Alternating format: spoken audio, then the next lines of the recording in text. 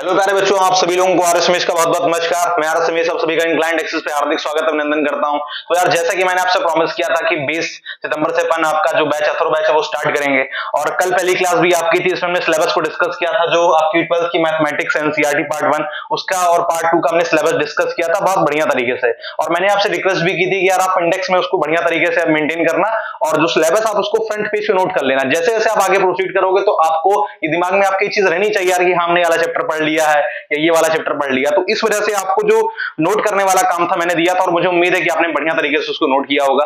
ठीक है, और आज हम स्टार्ट करने जा रहे हैं रिलेशन फंक्शन, चैप्टर फर्स्ट है आपका पार्ट 1 का। लेकिन उसके पहले मैं आपको एक बार बुक दिखा देता हूं कि आपको कौन सी बुक परचेज करनी है मार्केट से।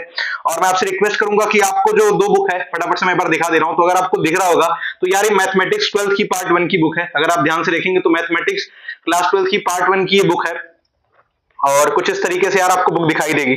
अगर आप देखो तो कुछ इस तरीके से आपको बुक दिखाई देगी। मैथमेटिक्स की टेक्स्ट बुक है और 140 रुपीज का प्राइस है। जो है ये वाली बुक आपको जो है इस बार पढ़नी है, ठीक है ना।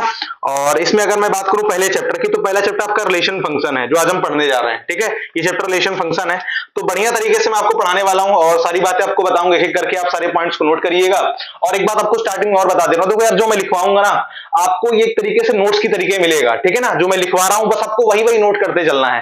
पहला चैप्टर हम रिलेशन फंक्शन पढ़ने जा रहे हैं क्लास 12th की मैथमेटिक्स का पार्ट 1 का। ये चैप्टर सबसे इंपॉर्टेंट चैप्टर है आपके लिए। सबसे इंपॉर्टेंट इसलिए क्योंकि पहला चैप्टर है और आसान चैप्टर। अगर आपने पहले चैप्टर में अपनी कमांड बना ली, अगर आपने पहले चैप्टर में बहुत बेसिक तरीके से बहुत बढ़िया तरीके से पढ़ लिया, तो यकीन मानिए आपको सारे चैप्टर बहुत आसानी से समझ में आने वाले हैं। ठीक है ना, तो अपन बढ़िया तरीके से एकदम पढ़ेंगे, और जो भी चीजें बताऊंगा बस आप नोट करते चलना यार, नोट करते चलना, उनको रिवाइज कर लेना, और कुछ क्वेश्चन जो बताऊंगा प्रैक्टिस करते चलना। बाकी एक बात आपको और बता, देखो यार बोर्ड एग्जाम में रिलेशन फंक्शन से क्वेश्चन आता ही आता है, 100% गारंटीड है, क्वेश्चन आएगा ही आएगा। और सो टाइप के क्वेश्चन आते हैं जो आज हम 5-6 एग्जांपल पढ़ने वाले हैं। मैं आपको ये भी दिखा दे रहा हूं कि बेसिकली जो आपका रिलेशन फंक्शन चैप्टर है इसमें कुछ देखो, ये पहला वाला पार्ट अगर आप बहुत ध्यान से देखोगे तो इंट्रोडक्शन के नाम से है। ठीक है, तो इंट्रोडक्शन में ये इसमें जो पूरा पार्ट मतलब जो पहला वाला पेज इसमें सबसे इंपॉर्टेंट जो क्रिस्प है इसका मैं आपको वो बता दूंगा। उसके बाद फिर अपन टाइप्स ऑफ रिलेशन पढ़ेंगे, डेफिनेशन पढ़ेंगे। आपको डेफिनेशन 4 डेफिनेशन दी गई है वो भी कंप्लीट करेंगे अपन। उसके बाद एग्जांपल्स, तो आपके टोटल 6 एग्जांपल हैं, ये हम कंप्लीट करेंगे। उसके बाद सीधा अपन एक्सरसाइज में चलेंगे, यानी एकदम बेसिक तरीके से हर एक पॉइंट क्लियर करूंगा। और यकीन मानिए ऐसी एनसीईआरटी आपने पढ़ी नहीं होगी आज तक, एकदम बढ़िया तरीके से हर एक पॉइंट को कवर करते हुए अपन चलने वाले हैं। ठीक है, चलिए फटाफट से बताइए कि आप सभी रेडी हैं। स्टार्ट किया जाए, फिर स्टार्ट करें अपन। चलिए स्टार्ट करते हैं। तो सबसे पहले अगर मैं बुक खोलूं तो हमें इंट्रोडक्शन पढ़ना है, थोड़ा सा इंट्रोडक्शन पढ़ना है। इंट्रोडक्शन में क्या क्या पॉइंट है तो मैं आपको फटाफट से बताता हूं, आपको वो सारे पॉइंट्स नोट करने चलने हैं। ठीक है, कॉपी पेन लेकर के तैयार हो जाइए एकदम बढ़िया तरीके से। तो सबसे पहला पॉइंट आपको यहां पर पढ़ना है कि रिलेशन क्या होता है। अगर हम रिलेशन को समझे, रिलेशन क्या होता है, तो आपको एक डेफिनेशन दी गई है जो बुक में लिखी है, आपको नोट करना, फटाफट से लिखते चलिए। चलिए स्टार्ट कर रहे हैं, नोट करिएगा फटाफट से। तो सबसे पहले आपसे कह रहा है कि रिलेशन क्या होता है।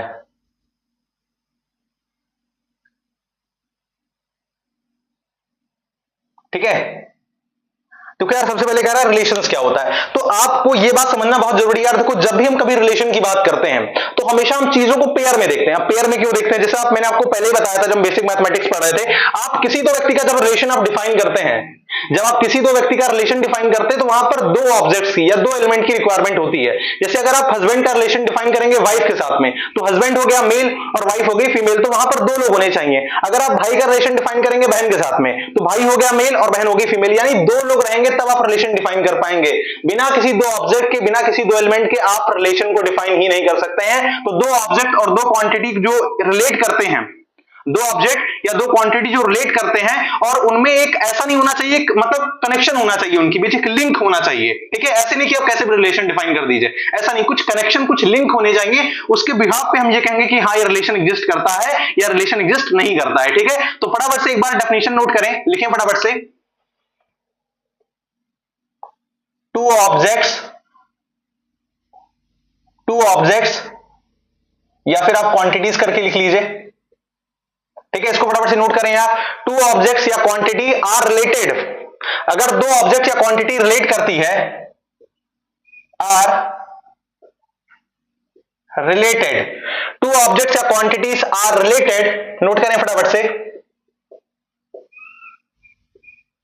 इफ देयर इज अ, तो टू ऑब्जेक्ट्स या क्वांटिटी जो कि रिलेट करती है, if there is a recognizable connection, if there is अ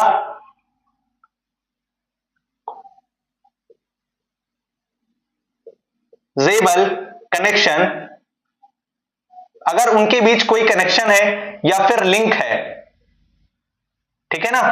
तो इफ टू ऑब्जेक्ट और quantity are related, if there is a recognizable connection और link between the two objects or quantities, between two objects or quantities, between two objects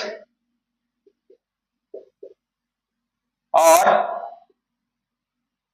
quantities। तो ये जो definition है आपकी NCERT में दी गई है, आप इस डेफिनेशन को समझें। आपसे कह रहा है कि यार देखो रिलेशन क्या होता है कि दो ऑब्जेक्ट्स या क्वांटिटी जो एक दूसरे से रिलेट करते हैं और अगर उनके बीच में एक कनेक्शन है, कैसा कनेक्शन है, रिकॉग्नाइजेबल कनेक्शन है या लिंक है उन दो ऑब्जेक्ट्स या क्वांटिटी के बीच में, तो उसको हम रिलेशन कहते हैं। रिलेशन को डिफाइन करने के लिए आपको ये वाली डेफिनेशन जरूर आनी चाहिए, सबसे इंपॉर्टेंट डेफिनेशन है अगर आप रिलेशन को समझने के लिए, ठीक है, रिलेशन को समझने के लिए सबसे इंपॉर्टेंट डेफिनेशन। आप इसको फटाफट से एक बार नोट करें, एक बार फटाफट से नोट करें, एक बार जल्दी से नोट करिए, नोट करें एक बार फटाफट से डेफिनेशन, तब अपन आगे बढ़े।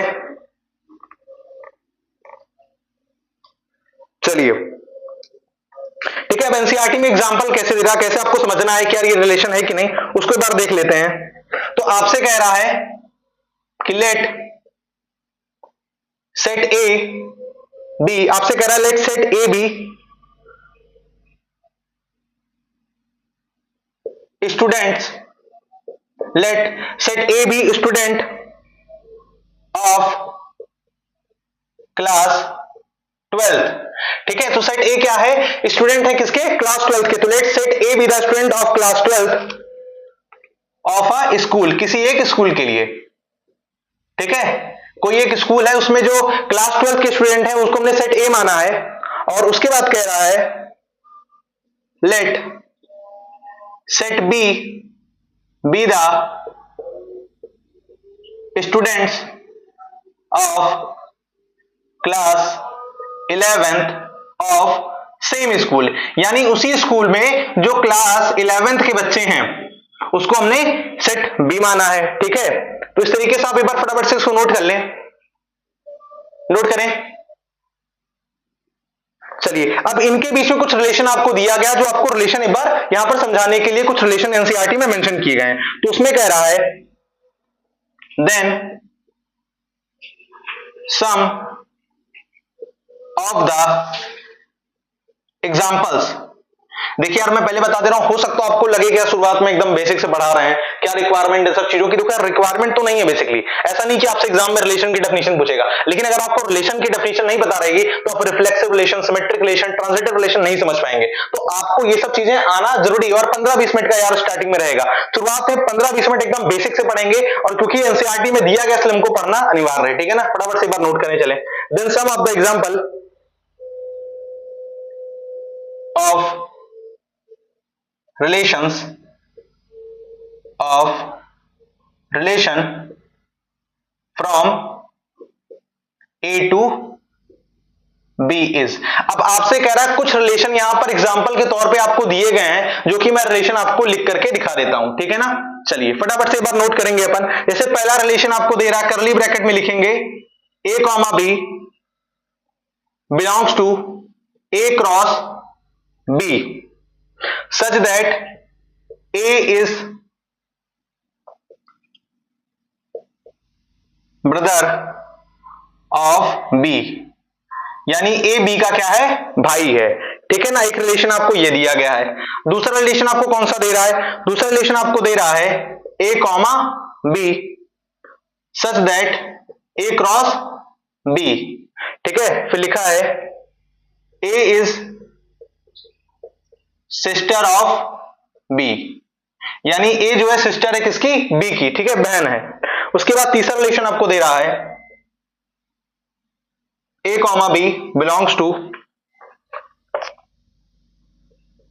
फिर A cross B such that age of A is greater than age of B, age of A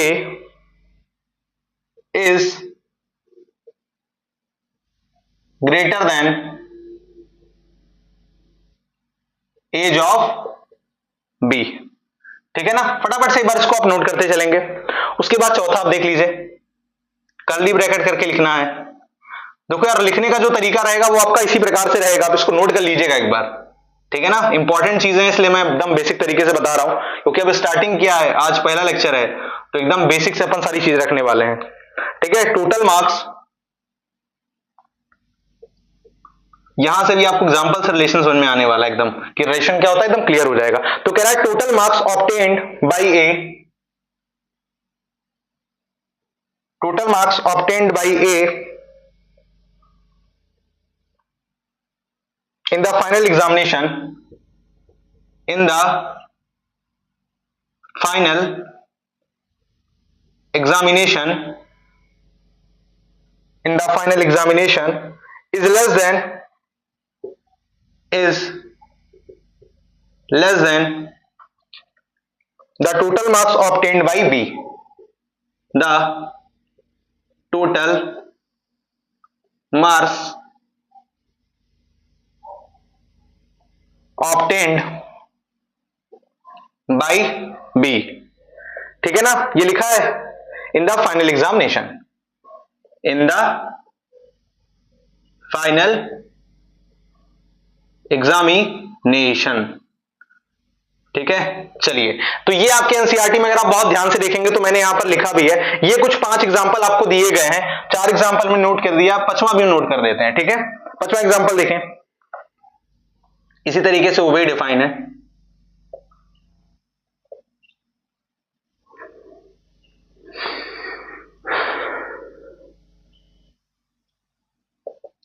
A lives in the same locality, in the same locality as B, जहां पर B रहता है उसी locality में A भी रहता है, ठीक है।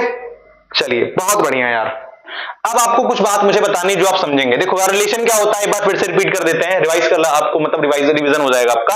तो दो ऑब्जेक्ट या क्वांटिटी वो तब रिलेट करते हैं अगर उनके बीच में एक रिकॉग्नाइजेबल कनेक्शन या लिंक हो, मतलब उनके बीच में कोई लिंक होना चाहिए, तब दो ऑब्जेक्ट या क्वांटिटी के बीच में आप रिलेशन को डिफाइन कर पाएंगे, अदरवाइज नहीं कर पाएंगे। अब एग्जांपल से समझते हैं, जैसे कह रहा है, देखो let's set A be the student of class 12th of A school, यानी किसी स्कूल में जो क्लास 12th के बच्चे हैं उनको हम सेट ए में कंसीडर करते हैं। उसके बाद जो क्लास 11th, यानी उसी स्कूल में जो क्लास 11th के बच्चे हैं उनको हम सेट बी में कंसीडर करते हैं। एक बात मैं आपको बता दूं, ये बात समझ लीजिएगा कि जो स्टूडेंट होते हैं वो कॉमन जेंडर है, ठीक है। जो स्टूडेंट है वो कॉमन जेंडर, इसमें मेल भी आएगा और फीमेल भी आएगा। अब आपको लग रहा होगा क्या इसकी रिक्वायरमेंट है, तो बिल्कुल यार रिक्वायरमेंट है इसकी। ये बात पहले आप समझे कि स्टूडेंट जो है आपका वो कॉमन जेंडर है, तो मेल भी आएगा और फीमेल भी आएगा, नहीं लड़के भी होंगे लड़कियां भी होंगी, ठीक है, क्योंकि स्टूडेंट की बात कर रहा है। अब देखो, then of the some of the example of relation from A to B, तो ए से बी के लिए कुछ रिलेशन आपको डिफाइन किया गया है।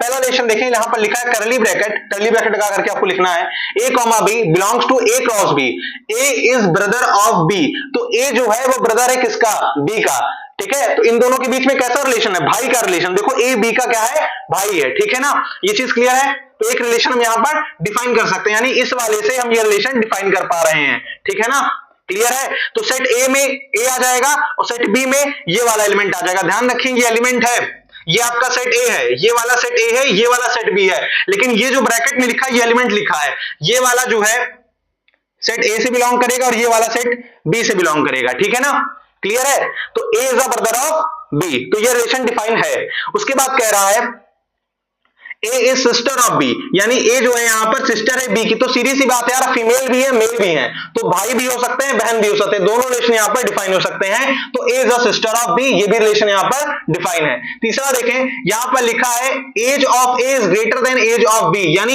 Age of A is greater than age of B, यानी जो बी की आयु है, ये बी की जो एज है उससे ज्यादा ए की एज है, तो age of A is greater than age of B, तो जो ए की एज है वो बी की एज से ज्यादा है। तो हो सकता है, बिल्कुल हो सकता है, कोई बहुत बड़ी बात नहीं है, क्योंकि देखो दोनों में बच्चे हैं, तो हो सकता है जो रिलेशन यहां पर डिफाइन किया गया, यानी जिसमें ए की एज बता रहा है वो बी की एज से ज्यादा बता रहा है, तो ऐसा हो सकता है, ये भी रिलेशन यहां पर पॉसिबल है।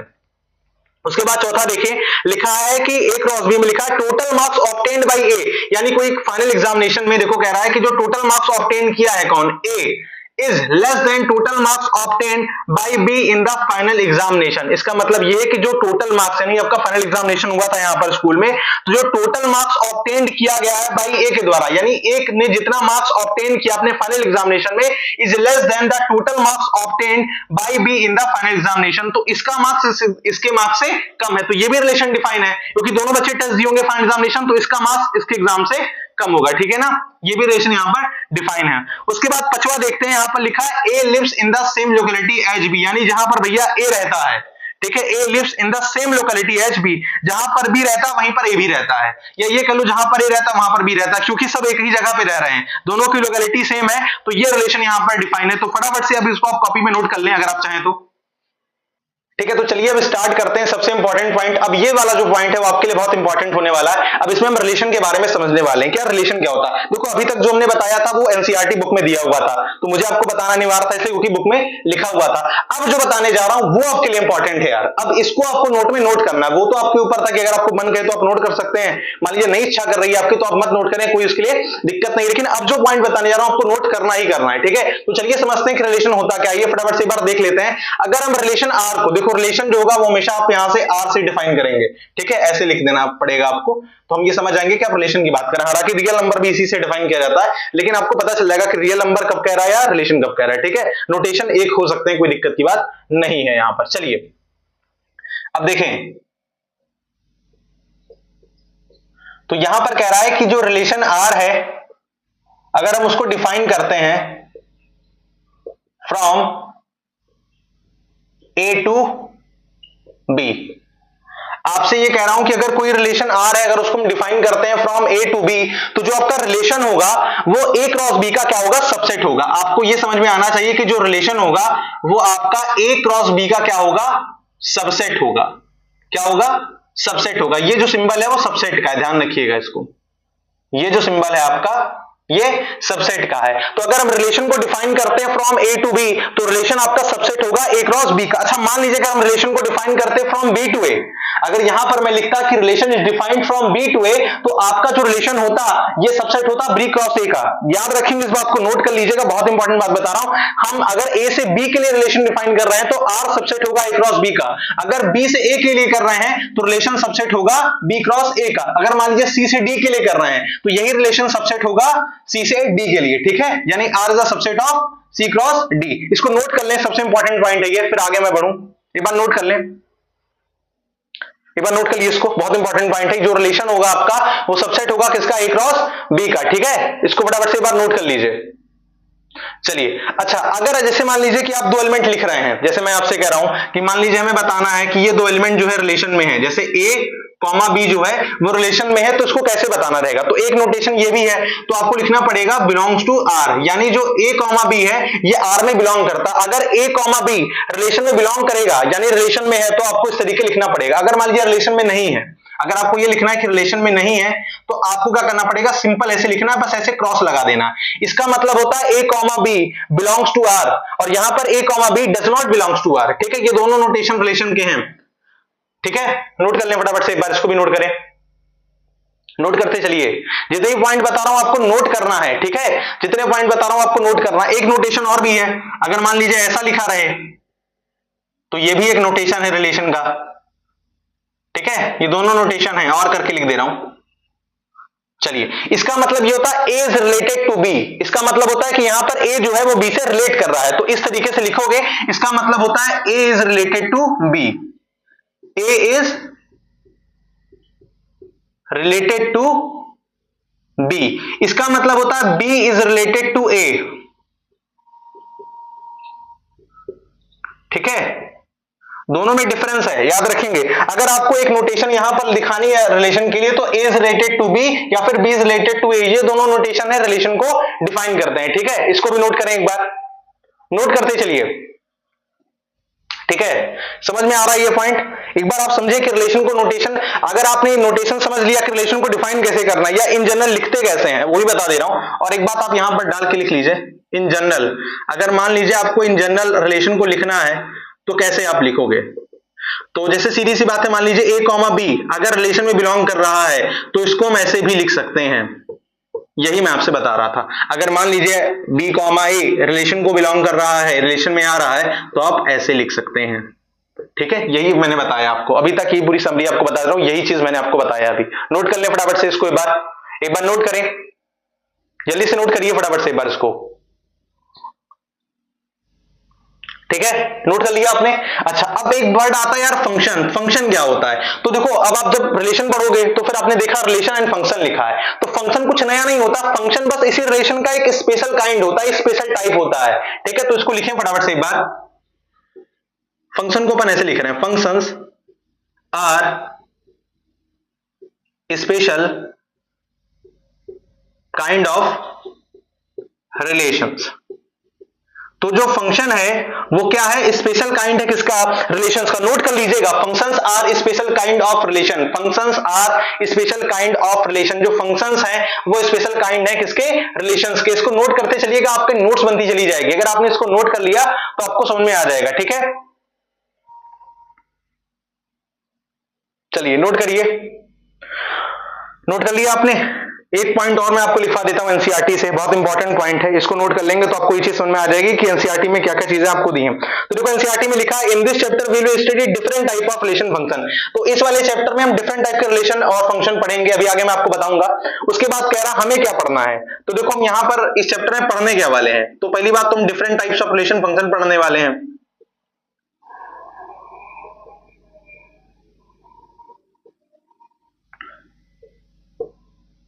ठीक है, तो पहली बात, तुम different types of relation function पढ़ने वाले हैं। और क्या पढ़ने वाले हैं? और कंपोजिशन ऑफ फंक्शन के बारे में पढ़ने वाले हैं। कंपोजिशन ऑफ फंक्शंस के बारे में पढ़ने वाले हैं। कंपोजिशन ऑफ फंक्शंस के बारे में पढ़ने वाले हैं। ठीक है, और क्या पढ़ने वाले हैं? इनवर्टिबल फंक्शंस के बारे में पढ़ने और बाइनरी ऑपरेशन के बारे में पढ़ने वाले हैं। ठीक है, बाइनरी ऑपरेशंस और इनवर्टिबल फंक्शन के बारे में पढ़ने वाले हैं। चलिए, बहुत बढ़िया। तो हम इस चैप्टर में, इस वाले चैप्टर में हम ये सब चीजें पढ़ने वाले हैं। इसको आप एक बार फटाफट से नोट कर लें, एक बार नोट कर लें फटाफट से, एक बार नोट कर लीजिए। नोट कर लिया आपने? चलिए अब रिलेशन डिफाइन करते हैं किसी सेट ए के लिए। तो क्या रिलेशन रहने वाला? तो आपको लिखना है ए रिलेशन इन सेट ए। अगर हम सेट ए के लिए कोई रिलेशन डिफाइन करते हैं, अगर हम सेट ए के लिए कोई रिलेशन डिफाइन करते हैं तो वो क्या रहने वाला है? तो A relation in set A is a subset of A cross A. ठीक है, ये बात क्लियर है? नोट कर लें इसको। तो लिखा है relation in set A is a subset of A cross ए। अगर हम कोई रिलेशन डिफाइन करते हैं सेट ए के लिए तो वो क्या होगा? सबसेट होगा ए क्रॉस ए का। ठीक है, इसको नोट कर लें फटाफट से एक बार, इंपॉर्टेंट पॉइंट है। ठीक है, और इस तरीके से हम लिखेंगे, तो relation is defined from set A से ए के लिए। हम सेट ए से ए के लिए आपको एक रिलेशन बता रहे हैं, तो आपको इस तरीके से लिखना है, relation in set A is a subset of A cross A. Note करें इसको फटाफट से एक बार। ठीक है, मन गए तो आप यहां पर लिख सकते हैं, A relation defined from set A to A. तो यहां पर जो रिलेशन है, relation is defined from set A to A. यहां पर जो हम रिलेशन डिफाइन कर रहे हैं वो सेट ए से ए के लिए कर रहे हैं। ठीक है, इसको नोट करें फटाफट से एक बार, जल्दी से नोट करें। ठीक है, तो relation defined from set A to A, और यहां से जो बात निकल के आएगी वो आएगी कि जो रिलेशन होगा वो सबसेट होगा ए क्रॉस ए का। ठीक है, इसको भी मार्क कर लीजिएगा, सबसे इंपॉर्टेंट पॉइंट है। तो यहां जो रिलेशन आएगा वो सबसेट आएगा ए क्रॉस ए का, यानी ए से ए के लिए जब आप कार्टेशियन प्रोडक्ट निकालेंगे तो उसका जो रिलेशन होगा वो सबसेट होगा। Relation is a subset of Cartesian product from A to A. ठीक है ना, इसको ऐसे याद करेंगे, जो रिलेशन होगा वो ए क्रॉस ए का यहां पर सबसेट होने वाला है। अब कुछ लोग भूल गए होंगे कि कैसे ए क्रॉस ए निकलता, नहीं कार्टेशियन प्रोडक्ट कैसे निकलता। तो मैं मान लेता हूं कि सेट ए जो है वो 3,4 ऐसे मान लीजिए है। ठीक है, और हमें ए क्रॉस ए निकालना है। हमें क्या फाइंड करना है? हमें फाइंड करना है ए क्रॉस ए। जिन लोगों को निकालना आता है एक बार फटाफट से वीडियो को पॉज करके बताएं इसका आंसर क्या आएगा। ठीक है, एक सवाल की तरीके आप इसको ट्रीट करिए, इसका आंसर क्या आएगा। तो अगर सेट ए दिया है 3,4, उसके लिए हमें ए क्रॉस ए निकालना है, तो हमें क्या करना है? सेट ए बना लेना है, ये सेट ए और एक सेट ए। ठीक है, इसमें भी 3, 4, इसमें भी 3 4। अब 3 की मैपिंग 3 के साथ में होगी, फिर 4 के साथ में, फिर 4 की मैपिंग 3 के साथ में और फिर 4 के साथ में। ठीक है, ऑल पॉसिबल पेयरिंग, जितनी भी पॉसिबल पेयरिंग होती है सेट ए से ए के लिए, उसको हम यहां पर ए क्रॉस ए की डेफिनेशन के तौर पे समझेंगे। फिर से बता रहा हूं, अगर आपसे पूछेगा कि यहां पर डेफिनेशन क्या होगी, तो ऑल पॉसिबल पेयरिंग, जितनी भी पॉसिबल पेयरिंग होगी, ठीक है, वो सबकी सब यहां पर होने वाली। तो हम अगर पॉसिबल पेयरिंग अगर लिखेंगे तो ए क्रॉस ए की, तो जितनी पॉसिबल पेयरिंग होगी वो हम यहां पर लिखते हैं सीक्वेंस से। तो 3 की पहले 3 के साथ में होगी, 3,3, फिर 3 की 4 के साथ में होगी, 3,4, फिर 4 की 3 के साथ में होगी, 4,3, और फिर 4 की 4 के साथ में होगी। ऐसे करके आपको ऑल पॉसिबल पेयरिंग जितनी भी हो सकती है आपको नोट कर लेनी है। यहां पर कितनी पॉसिबल पेयरिंग होगी आपको फटाफट से एक बार नोट कर लेनी है। चलिए अब एक इंपॉर्टेंट पॉइंट आपको लिखवा रहा हूं, इसको भी नोट करें। तो आपको इंपॉर्टेंट पॉइंट में लिखना है कि एम्प्टी सेट, एम्प्टी सेट को कैसे रिप्रेजेंट करते हैं, ऐसे रिप्रेजेंट करते हैं। याद रखें एम्प्टी सेट का नोटेशन ये है। तो एम्प्टी सेट यानी phi is a subset of every set.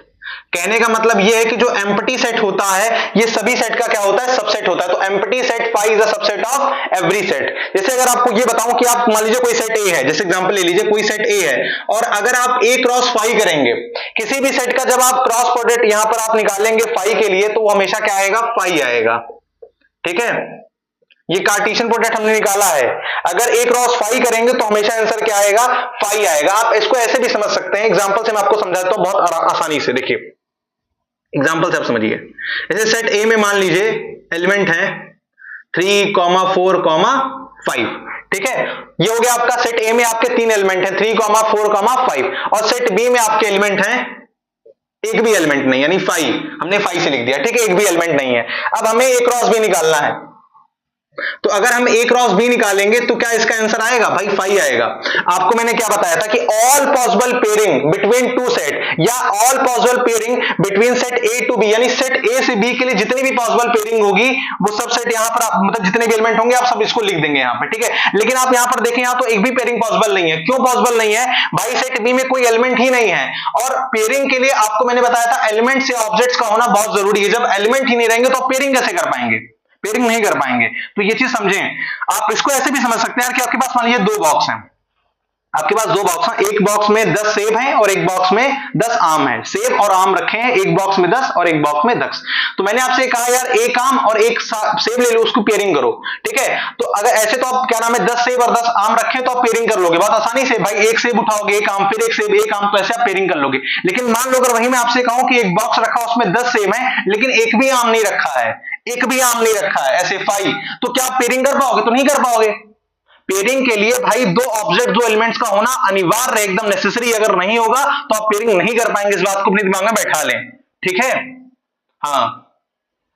और जो आपका एम्प्टी सेट यानी जो 5 होता है और एक क्रॉस ए होता है, इसको हम एक्सट्रीम रिलेशन भी कहते हैं। आप चाहें तो यहां पर नोट कर लें, जो आपका एम्प्टी सेट होता है,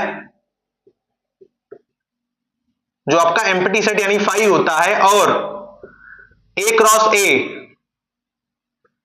both are called extreme relation, इनको हम एक्सट्रीम रिलेशन के नाम से जानते हैं।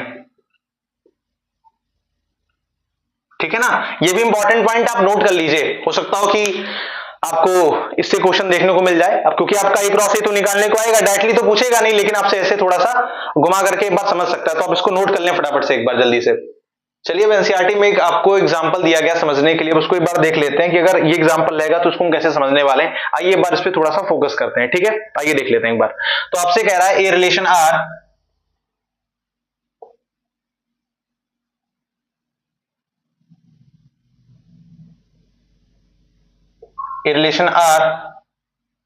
इन सेट ए।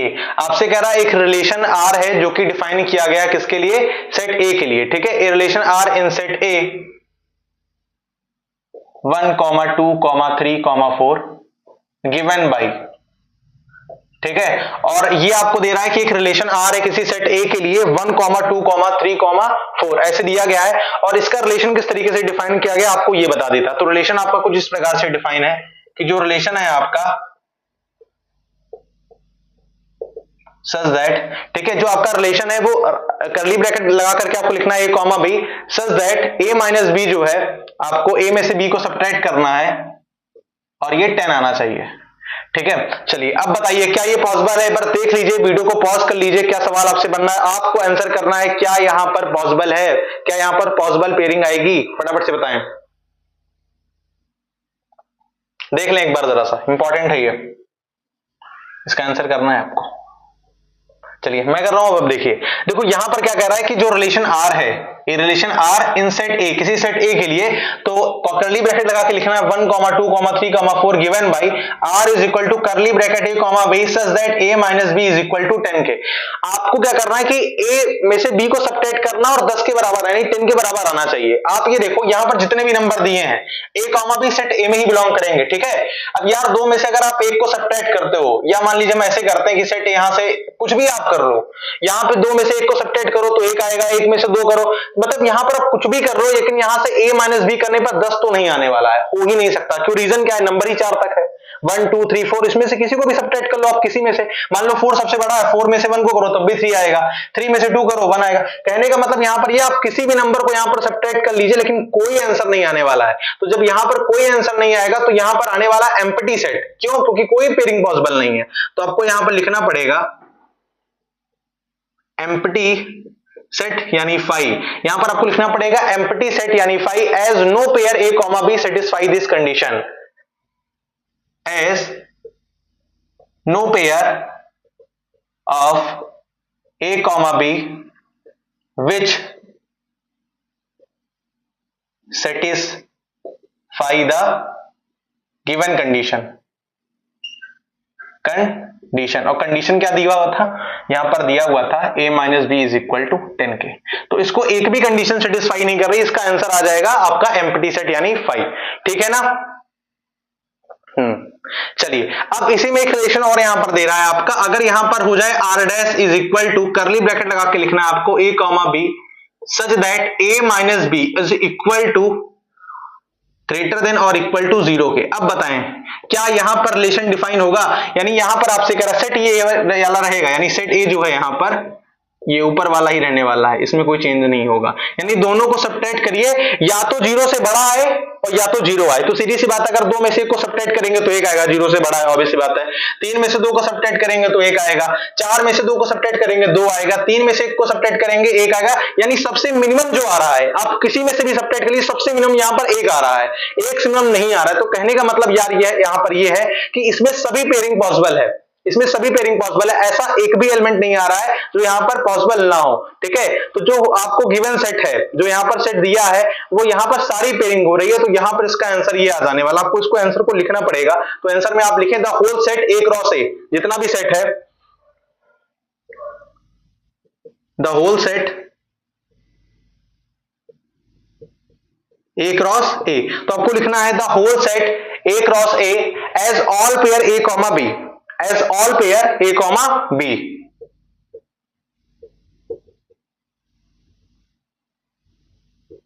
ठीक है, फिर से एक बार रिपीट करिए, the whole set a cross a, the whole set a cross a as all pair a comma b in a comma a, in a comma a, in a cross a which satisfy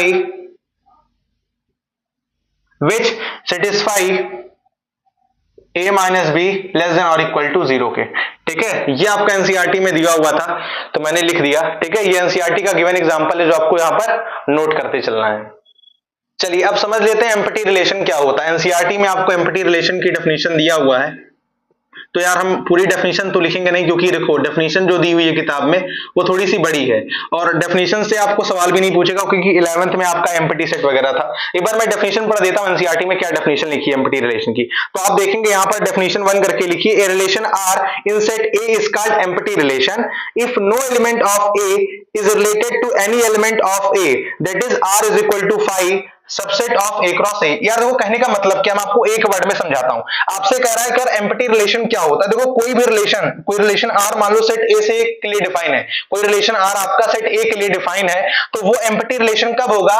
जब जो set A का element है वो किसी भी element से वहां पर रिलेटेड नहीं होगा। ठीक है, इस बात को ध्यान रखना है आपको। यानी यहां पर जो रिलेशन है वो आपका एम्प्टी रिलेशन तब होगा जब ये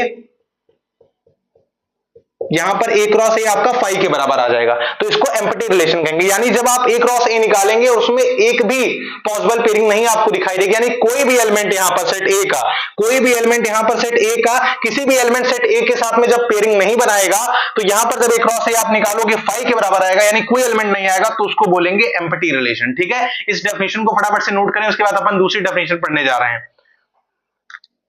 चलिए अब दूसरी डेफिनेशन समझ लेते हैं। डेफिनेशन 2 क्या कह रहा है, A relation R in set A का यूनिवर्सल रिलेशन। पहली डेफिनेशन आपकी यहां पर एम्प्टी रिलेशन की थी, दूसरी डेफिनेशन आपकी यहां पर यूनिवर्सल रिलेशन की रहने वाली है।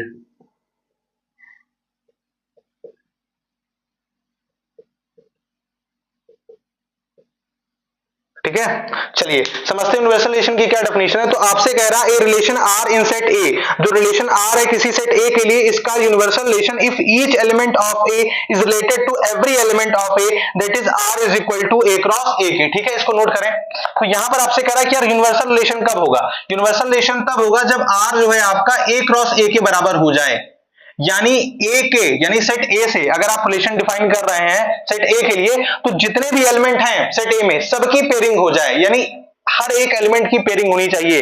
जब ये ए क्रॉस ए के बराबर आ जाएगा ये रिलेशन, तो उसको यूनिवर्सल रिलेशन के नाम से जानेंगे। तो ये यहां पर एम्प्टी रिलेशन के लिए और यहां पर यूनिवर्सल रिलेशन के लिए। इसको सिंपल से यार देखो लैंग्वेज में आपको समझाता हूं, अगर बहुत इजी लैंग्वेज आप समझो, जब आप ए क्रॉस ए निकाल रहे होगे, जब आप ए क्रॉस ए आपको सेट दिया रहेगा, जब आप उसका ए क्रॉस ए निकाल रहे होगे और वहां पर फाई आ जाए, यानी एक भी एलिमेंट नहीं आई, एक भी पॉसिबल पेयरिंग नहीं हुई, तो उसको बोलेंगे एम्प्टी रिलेशन। और जब आप कोई रिलेशन डिफाइन करें किसी सेट ए के लिए, वहां पर आप ए क्रॉस ए निकाल रहे होंगे और सभी पॉसिबल पेयरिंग आ जाए, यानी एक भी पॉसिबल पेयरिंग नहीं छूटेगी, जब सभी पॉसिबल पेयरिंग आ जाएगी तो उसको हम बोलेंगे यूनिवर्सल रिलेशन। मुझे उम्मीद है कि आपको ये बात समझ में आ गई होगी कि एम्प्टी रिलेशन क्या होता है और यूनिवर्सल रिलेशन क्या होता है। फटाफट से एक बार नोट डाउन करें।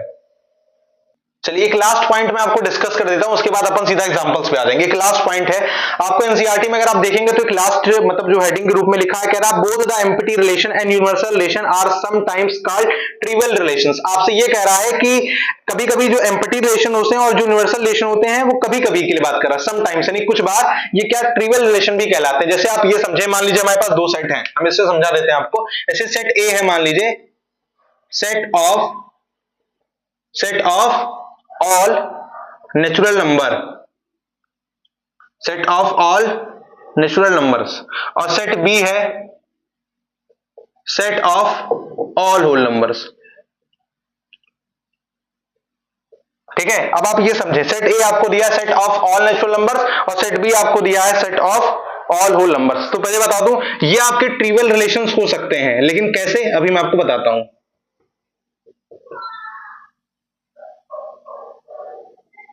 ठीक है, ये कंडीशंस में आ सकते हैं, कैसे आएंगे। अब आप ये समझे कि the relation between set A and set B is universal.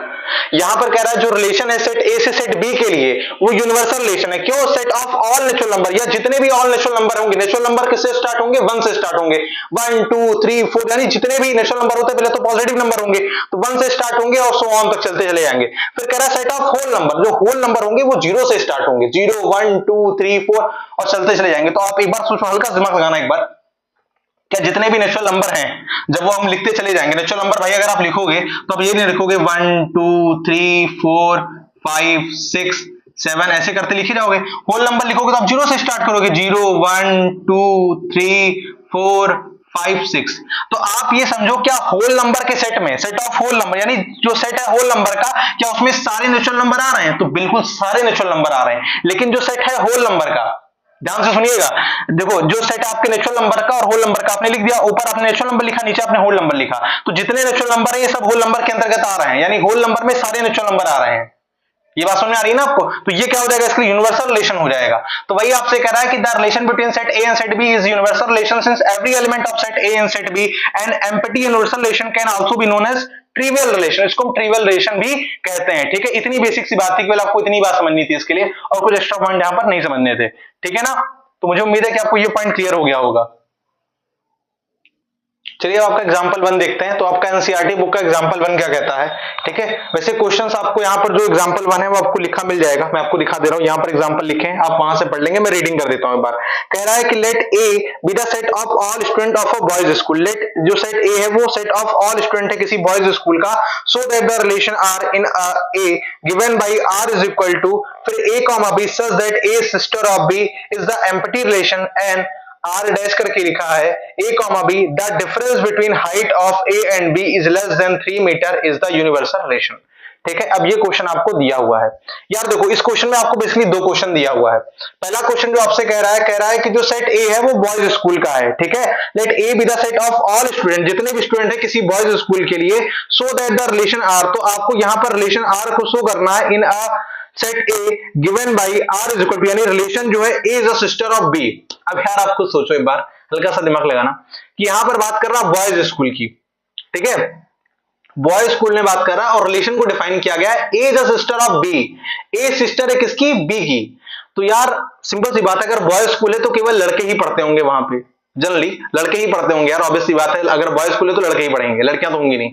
और जब लड़कियां नहीं होंगे तो आप सिस्टर का रिलेशन कैसे डिफाइन कर पाओगे भाई? अगर सिस्टर का रिलेशन आप डिफाइन करोगे तो कैसे हो पाएगा? एक मेल होना चाहिए, एक फीमेल होना चाहिए, तो इन दोनों के बीच में सिस्टर का रिलेशन डिफाइन हो पाएगा ना भाई। अगर एक मेल एक फीमेल तो सिस्टर का रिलेशन डिफाइन हो पाएगा। या यहां पर फीमेल हो और फीमेल हो तो सिस्टर का रिलेशन डिफाइन हो पाएगा। लेकिन अगर केवल बॉयज हो और बॉयज हो तो यार सिस्टर का रिलेशन कैसे डिफाइन हो पाएगा? तब तो यहां तो पॉसिबल नहीं है। देखो यहां तो पॉसिबल है, यहां भी पॉसिबल है, लेकिन यहां पर पॉसिबल नहीं है। तो यहां पर पॉसिबल नहीं है सिस्टर का रिलेशन डिफाइन कर पाना। तो ये बहुत मुश्किल है कि अगर मतलब आपको दिया हुआ है कि सेट ऑफ बॉयज स्कूल, यानी बॉयज स्कूल है, उसमें रिलेशन बता रहा है यहां पर कि सिस्टर का है, तो ये तो पॉसिबल नहीं है। लेकिन अब लिखने का तरीका क्या रहेगा? तो एग्जांपल 1 आप देखो यार क्या करना, आप एक बार क्वेश्चन को बुक से एक बार रीड कर लेना, ठीक है। क्वेश्चन आप नोट कर लेना। अब बहुत ज्यादा अगर क्वेश्चन दिखेंगे तो स्पेस भर जाएगा, तो हमने इसलिए क्वेश्चन को नोट नहीं किया, हिंट आपको देकर के हमने इसे छोड़ दिया। क्वेश्चन बुक से देख लेना। अब इसका सोल्यूशन करते हैं सीधा, ठीक है ना। इसका सोल्यूशन करते हैं, यहां पर क्या होगा।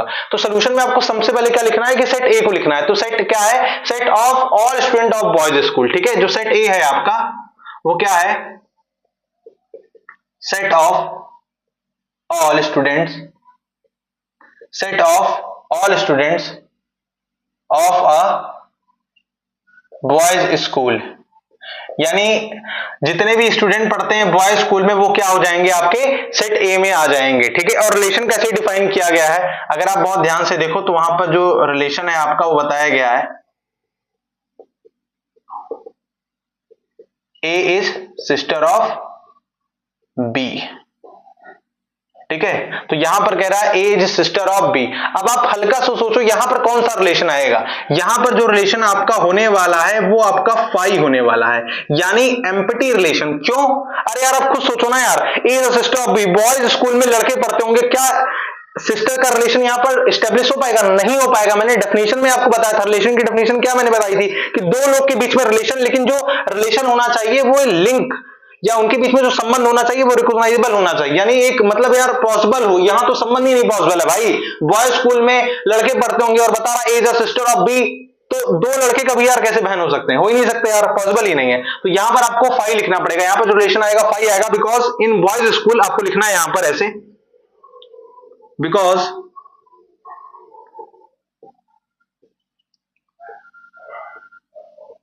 ठीक है। तो R is equal to 5, because लिखना R is equal to 5 because in boys school there will be no any girl, because लिखो फटाफट से, there will be no any girl, क्योंकि यहां पर कोई भी लड़की नहीं पढ़ती होगी, because there will be no any girl student exist, यहां पर कोई भी लड़की जो होगी वो यहां पर नहीं होगी, ठीक है। तो because in boys school there will be no any girl student exist. अब जब कोई लड़की नहीं पढ़ती होगी तो यार रिलेशन कैसे डिफाइन होगा? Showing that R is empty relation. इससे यह सिद्ध होता है कि ये एम्प्टी रिलेशन है। Showing that R is empty relation, इससे ये शो हो रहा है कि ये कैसा रिलेशन है? एम्प्टी रिलेशन है। So that relation of sister will be empty. तो यहां पर जो रिलेशन है, so the relation of sister is empty. अगर ये सवाल आपका एग्जाम में आता तो आपको ऐसे लिखना पड़ेगा, और यार देखो पॉसिबिलिटी है एग्जाम में आने की, क्योंकि सो दैट के सवाल आते हैं तो आपको इस तरीके से उसको नोट करना पड़ेगा। फटाफट से एक बार नोट कर लें, फिर इसका बी वाला पार्ट पढ़ें। ठीक है, फटाफट से एक बार नोट कर लीजिए, इसको जल्दी से नोट करें, एक बार नोट कर लीजिए फटाफट से। चलिए बी वाला पार्ट करते हैं। अब बी वाले पार्ट में भी सेट वही रहेगा क्योंकि सेम क्वेश्चन है, तो आपको लिखना है set of all students of a boys school. ठीक है, ये आपका सेट रहने वाला है।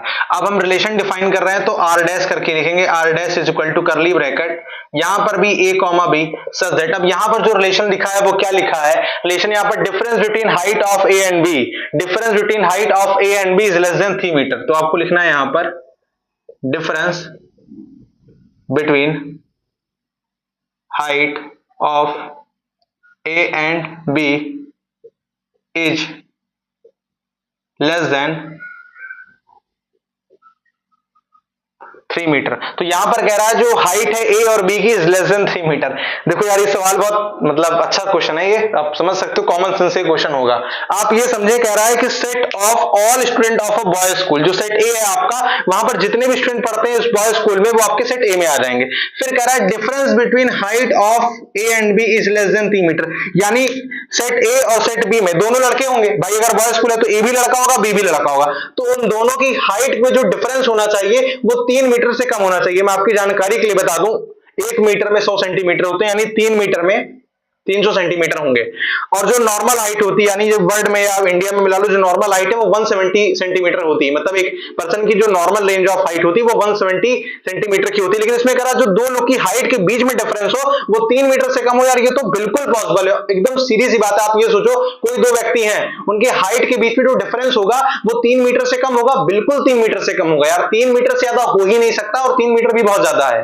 ठीक है, नॉर्मल हाइट अगर आप यहां पे समझो तो यार यहां पर 1.75 मीटर आ रही है यहां पर। ठीक है, जो नॉर्मल हाइट यानी एवरेज हाइट जो होती है, जो इंडिया में या वर्ल्ड में जो लोगों की एवरेज हाइट है वो 1.75 मीटर है। तो इससे ज्यादा तो किसी की हाइट ही नहीं होती यार, मतलब इससे ज्यादा किसी की हाइट नहीं होती। मतलब एक एवरेज हाइट की बात कर रहा हूं यहां पे, मैं ऐसा नहीं कर रहा हूं कि इससे ज्यादा किसी की हाइट नहीं है, नहीं, एक एवरेज हाइट की बात कर रहा हूं। और बता रहा है कि अगर उन दोनों के बीच में जो डिफरेंस होना चाहिए हाइट में वो लेस देन 3 मीटर होना चाहिए, तो बिल्कुल ये रिलेशन है। तो अगर ये रिलेशन पॉसिबल है तो इसको कैसे लिखेंगे, तो हम यहां पर क्या करेंगे, यानी यहां पर जो रिलेशन दिया हुआ है आर जो है वो आपका ए क्रॉस ए के बराबर हो जाएगा, यानी यहां पर जो रिलेशन है आपका वो यूनिवर्सल रिलेशन के बराबर हो जाएगा, यानी ए क्रॉस ए के बराबर हो जाएगा। और आपको लिखना पड़ेगा because difference of height between each two boys,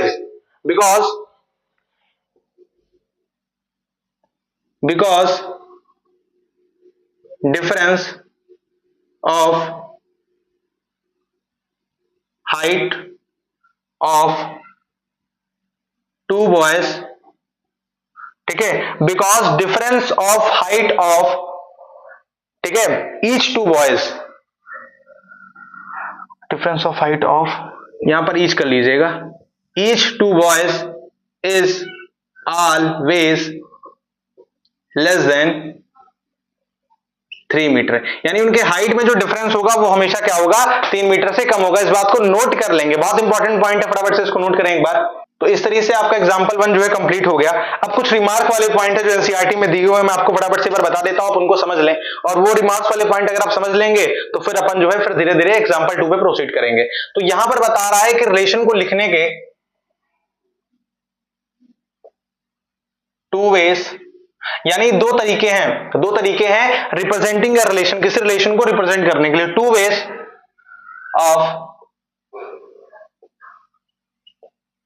representing a relation, यानी 2 रिलेशन है, किसी 2 तरीके हैं यार किसी रिलेशन को रिप्रेजेंट करने के लिए। तो पहला तरीका जो है वो है आपका रोस्टर मेथड, यानी जो पहला तरीका है वो आपका रोस्टर मेथड है, और दूसरा जो तरीका रहने वाला है वो सेट बिल्डर मेथड है। ठीक है, कौन सा मेथड है, सेट बिल्डर मेथड है। तो 2 तरीके हैं आपको किसी रिलेशन को रिप्रेजेंट करने के लिए, पहला तरीका जो है आपका वो रोस्टर मेथड है, दूसरा सेट बिल्डर मेथड है। ठीक है ना, इसको आप फटाफट से एक बार नोट कर ले, फिर अपन आगे चलें, जल्दी से एक बार नोट कर लीजिए, इसको इंपॉर्टेंट पॉइंट है ये।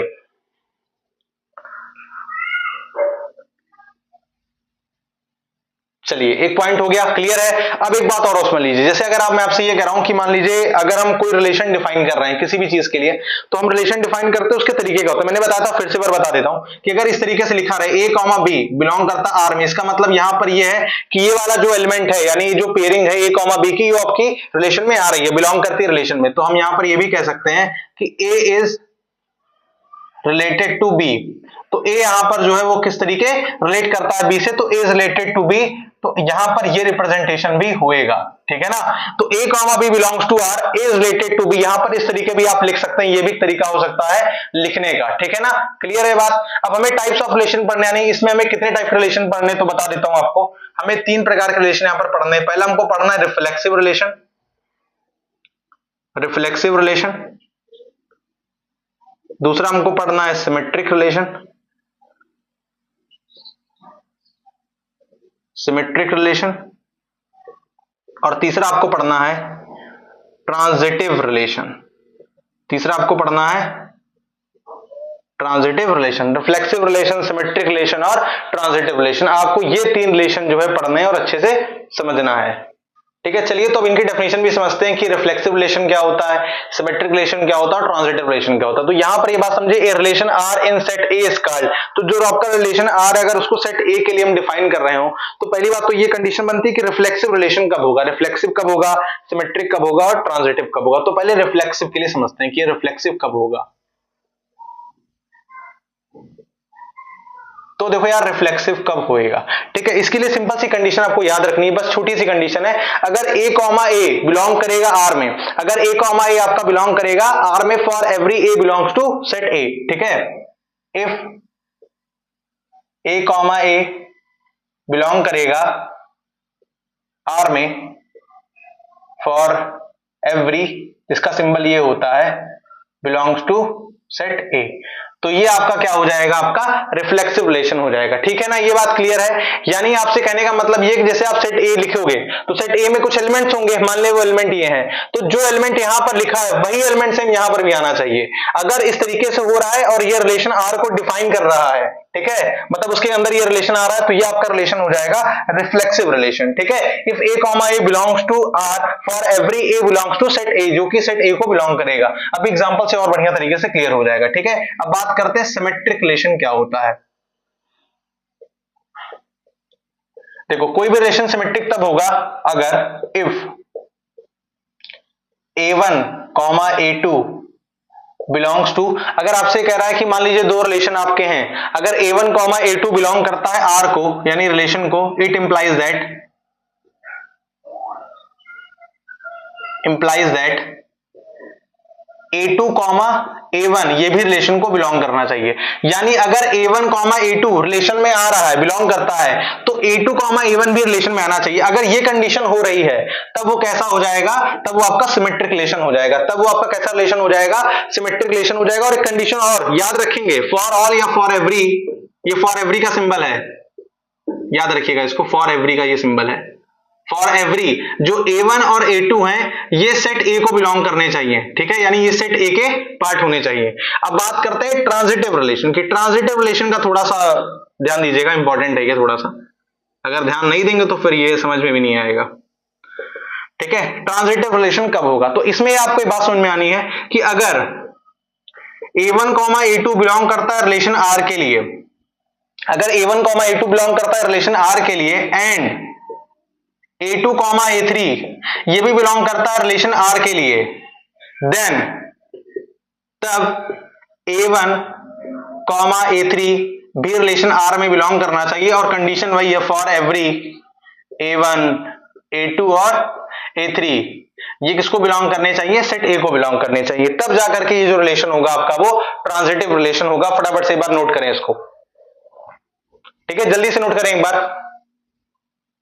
अच्छा, ट्रांजिटिव के लिए केस और भी इंपॉर्टेंट है। जैसे मान लीजिए मैंने कहा कि आपको ये बात समझें, अगर ये a1 कॉमा a2 को रिलेशन में बिलोंग तो कर रहा है, यानी a1 comma a2 belongs to r, but a2 comma a3 does not belongs to r। अगर a1 कॉमा a2 रिलेशन में बिलोंग करता है लेकिन a2 कॉमा a3 रिलेशन में बिलोंग नहीं करता, क्या तब ये ट्रांजिटिव रिलेशन होगा, तो तब भी ये ट्रांजिटिव रिलेशन होगा। Then it is transitive relation. इस बात को याद रखेंगे, मैं एक बार अभी जब आपको बताऊंगा ना एक बार, तो आपको अच्छे समझ में आ जाएगा। देखो यार, कोई भी रिलेशन रिफ्लेक्सिव रिलेशन तब होगा जब ए कॉमा ए बिलोंग करे आर को, फॉर एवरी, जितने भी आपके एलिमेंट होंगे वो सेट ए को बिलोंग करने चाहिए। अच्छा एक बात याद रखना, for every a belong to set a. अच्छा ये एक बात आप यहां पे याद रखना, देखो जो रिफ्लेक्सिव होगा ना, जो एलिमेंट आप यहां पे लिखोगे, सुनो बहुत ध्यान से, जो एलिमेंट आप यहां पे लिखोगे वही सेम एलिमेंट यहां पर आना चाहिए। अगर ये कंडीशन है तो रिफ्लेक्सिव होगा, अदरवाइज नहीं होगा। सिमेट्रिक में क्या है, जैसे अगर यहां पर मान लीजिए कोई एलिमेंट आया 1 और 2, मतलब 1, 2 लिखा आपने और ये रिलेशन को बिलोंग करता है, ठीक है, तो यहां पर 2, मतलब 1 आना चाहिए। कहने का मतलब है यहां अगर a1, a2 है, वो रिलेशन को बिलोंग कर रहा है, तो a2, a1 भी यहां पर रिलेशन को बिलोंग करना चाहिए, तब जाकर के सिमेट्रिक रिलेशन होगा। ट्रांजिटिव के लिए दो केस, अगर a1, a2 बिलोंग करता है रिलेशन r को, और a2, a3 बिलोंग करता है रिलेशन r को, तब आपको a1, a3 के लिए चेक करना है। अगर ये वाली कंडीशन फुलफिल हो रही है, ये वाली कंडीशन फुलफिल हो रही है, तब आपको इस कंडीशन पे आना है। अगर ये वाली कंडीशन फुलफिल हुई और ये वाली कंडीशन नहीं फुलफिल हुई, तो आपको ये समझ लेना कि ट्रांजिटिव रिलेशन होगा। यानी दोनों कंडीशन ट्रांजिटिव रिलेशन के लिए है, आपको इन दोनों कंडीशन को समझ में बढ़िया तरीके से दिमाग में बैठा लेना है अपने। चलिए अब एक लास्ट डेफिनेशन कवर कर लेते हैं, एकदम लास्ट डेफिनेशन है, और वो डेफिनेशन है इक्विवेलेंस रिलेशन की। तो इक्विवेलेंस रिलेशन क्या होता है, आइए इसको समझते हैं। इक्विवेलेंस रिलेशन, देखो यार ये बहुत आसान सी मतलब डेफिनेशन है इक्विवेलेंस रिलेशन की। आपको बस इतना समझना है कि कोई भी रिलेशन जो किसी सेट को बिलोंग करता होगा, मान लीजिए सेट ए को बिलोंग करता है, और वो इक्विवेलेंस रिलेशन तब होगा जब कोई रिलेशन रिफ्लेक्सिव हो, सिमेट्रिक हो और ट्रांजिटिव हो। ठीक है, ये बात आपको थोड़ा शॉर्टकट फॉर्म लिखा यार, रिफ्लेक्सिव, सिमेट्रिक और ट्रांजिटिव। यानी कोई भी रिलेशन वो इक्विवेलेंस रिलेशन तब होगा, एनी रिलेशन, यानी कोई भी रिलेशन वो आपका इक्विवेलेंस रिलेशन तब होगा जब वो आपका रिफ्लेक्सिव भी हो, सिमेट्रिक भी हो और ट्रांजिटिव भी हो। अच्छा एक केस आप इसका ये भी समझिएगा, बहुत इंपॉर्टेंट है। मान लीजिए कोई रिलेशन वो रिफ्लेक्सिव है, सिमेट्रिक है, बट ट्रांजिटिव नहीं है। अगर रिफ्लेक्सिव है, सिमेट्रिक है, लेकिन ट्रांजिटिव नहीं है, तो क्या ये इक्विवेलेंस रिलेशन होगा? तो ये इक्विवेलेंस रिलेशन नहीं होगा। एग्जांपल आप ये समझ लें कि जैसे इसका एक मतलब अदर टाइप बता दे रहा हूं आपको, कि मान लीजिए वो रिलेशन रिफ्लेक्सिव है, सिमेट्रिक नहीं है, ट्रांजिटिव है, तो क्या इक्विवेलेंस रिलेशन होगा? तो भी नहीं होगा। कहने का मतलब यार ये है कि अगर रिफ्लेक्सिव, सिमेट्रिक और ट्रांजिटिव जब तीनों होगा, तब जाकर के वो इक्विवेलेंस रिलेशन होगा। इस बात को याद रखिए। Relation R in set A is said to be equivalence relation if R is, यानी relation is reflexive, symmetric and transitive. ठीक है ना, ये बात आपको समझ में आनी चाहिए बहुत बढ़िया तरीके से। अगर ये बात आपको समझ में आ गई तो एकदम आराम से आप क्लियर कर लोगे। ठीक है ना, ये बात आप समझ लेना, बहुत बेसिक सी बात बताया हूं, लेकिन इंपॉर्टेंट बात है बहुत ज्यादा। चलिए अब एग्जांपल 2 देख लेते हैं, एग्जांपल 2 में क्या क्वेश्चन कह रहा है। ठीक है ना, मैं रीड कर रहा हूं एनसीईआरटी से, आप देख लीजिए एक बार। एनसीईआरटी रखिए अपने पास, एनसीईआरटी रख करके ही क्वेश्चन आप बनाएंगे। ठीक है ना, ध्यान रखें इस बात का। चलिए एग्जांपल 2 कह रहा है, let T be the set of all triangles in a plane. अब यार प्लेन की बात करते हैं। प्लेन जैसे आप ये समझो यार, ये बोर्ड आपको दिख रहा होगा प्रॉपर। जब ये बोर्ड आपको दिख रहा होगा तो ये आपके लिए क्या है? एक प्लेन है। ठीक है, ये बोर्ड आपको दिख रहा है, इसके लिए आपके लिए क्या है? ये प्लेन है। ठीक है, तो let T be the set of all triangles in a plane with R relation in T given by R is equal to, आपको रिलेशन यहां पर दिया गया है T1, T2 such that T1 is congruent to T2 so that R is an equivalence relation। आपको यहां पर कह रहा है कि शो करिए जो आपका रिलेशन R है वो इक्विवेलेंस रिलेशन होना चाहिए, शो करना है आपको। अब देखो यार, अगर सॉल्यूशन की बात करें तो एक बात जो मुझे लगता है सबसे इंपॉर्टेंट जो आपको समझ में आनी चाहिए, इस क्वेश्चन में कह क्या रहा है, तो सबसे पहले आप ये समझो कि यहां पर सेट क्या दे रहा है। तो यहां पर सेट ऑफ ऑल ट्रायंगल, देखो लिखा है सेट ऑफ ऑल ट्रायंगल, तो यहां पर जो आपका जो सेट है, हम सेट ए मान लेते हैं। ठीक है, आप सेट ए मान के चलना, हम सेट ए मान लेते हैं, set of all triangles in a plane, set of all triangles in a plane. तो यहां पर सेट ए आपको दे रहा है सेट ऑफ ऑल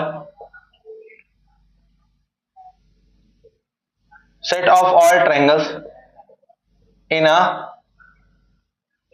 प्लेन। तो set of all triangles in a plane. ठीक है, क्लियर बात है, सभी ट्रायंगल्स आ जाएंगे प्लेन में। उसके बाद रिलेशन किस तरीके डिफाइन है, आपसे पूछा कि रिलेशन किस तरीके डिफाइन है, तो रिलेशन यहां पर आपसे कह रहा है, तो रिलेशन आर जो है आपका डिफाइन है यहां पर, R is equal to such that T1 is congruent to T2 के। इस तरीके से आपका जो है रिलेशन यहां पर डिफाइन है। ठीक है, अब यार देखो सवाल ही उठता है कि यार कॉन्ग्रुएंट टर्म बार बार आता रहा है। अभी आपने 10th वगैरह में पढ़ा होगा कॉन्ग्रुएंसी, अगर आपको याद आए तो आपने कॉन्ग्रुएंसी पढ़ी होगी, तो कॉन्ग्रुएंट क्या होता है? तो याद रखना कोई भी दो फिगर वो कॉन्ग्रुएंट कब होगा, उसके लिए कंडीशन आपको याद रखनी होती है। तो क्या है वो कंडीशन? तो कोई भी दो फिगर आपका कॉन्ग्रुएंट तब होगा इफ हैविंग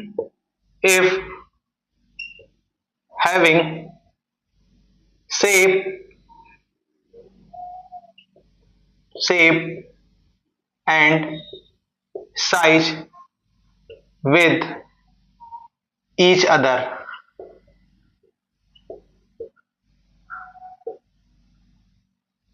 ठीक है, तो आपसे कह रहा है कि कोई भी दो फिगर कॉन्ग्रुएंट तब होगा if having shape same and size with each other, यानी कोई भी दो फिगर कॉन्ग्रुएंट तब होंगे जब उनका सेम शेप और साइज हो। जैसे आप ये समझें, मैं एग्जांपल के लिए बता रहा हूं, जैसे ये किताब है, मान लीजिए ये किताब है, ठीक है, एग्जांपल के तौर पे अगर यही किताब मार्केट से मैं दो किताब ले आऊं, तो जब ये इस किताब के ऊपर एक किताब मैं और रख दूंगा सेम किताब, तो यहां पर क्या होगा, ये किताब नहीं दिखाई देगी, यानी इसके शेप सेम साइज होंगे। या आप ये समझे इस किताब में जितने भी पन्ने हैं वो सब एक दूसरे के कॉन्ग्रुएंट हैं। इसका कहने का मतलब यार ये है कि जितने भी पेजेस हैं उसका शेप सेम साइज होगा, ठीक है, तो एक दूसरे के क्या होंगे, कॉन्ग्रुएंट होंगे। तो कॉन्ग्रुएंट कोई भी फिगर तब होता है if having shape same and size, यानी उनके शेप और साइज कैसे होने चाहिए, सेम होने चाहिए एक दूसरे के लिए, ठीक है, तब वो फिगर कैसा होगा, कॉन्ग्रुएंट होगा। चलिए अब क्वेश्चन करते हैं। सबसे पहले हमें क्या करना है, रिफ्लेक्सिव के लिए देखना है, ठीक है ना, सवालों से समझेंगे।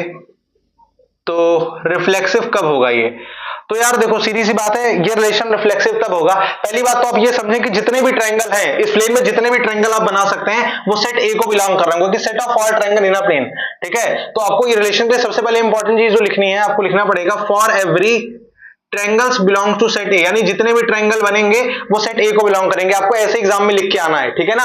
ये कॉन्ग्रुएंट वाला टर्म एक्स्ट्रा है, ये आप चाहें तो हटा सकते हैं, ठीक है, ये मैंने केवल आपकी जानकारी के लिए बताया, बाकी एग्जाम में ऐसे लिखना रहेगा। यानी सबसे पहले आपको ये वाला पॉइंट नोट करना है, फिर ये वाला, फिर ये वाला, ठीक है। तो रिफ्लेक्सिव डाल के आपको लिखना है फॉर एवरी, जितने भी ट्रायंगल है वो सेट ए को आपको बिलोंग कर रहे होंगे, और यहां पर T comma T belongs to are.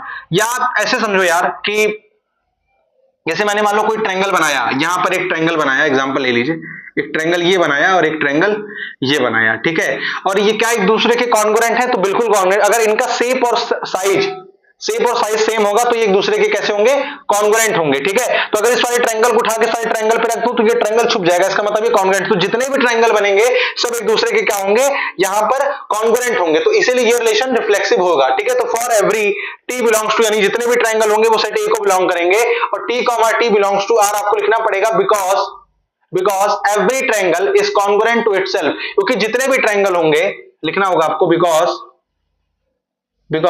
Every triangle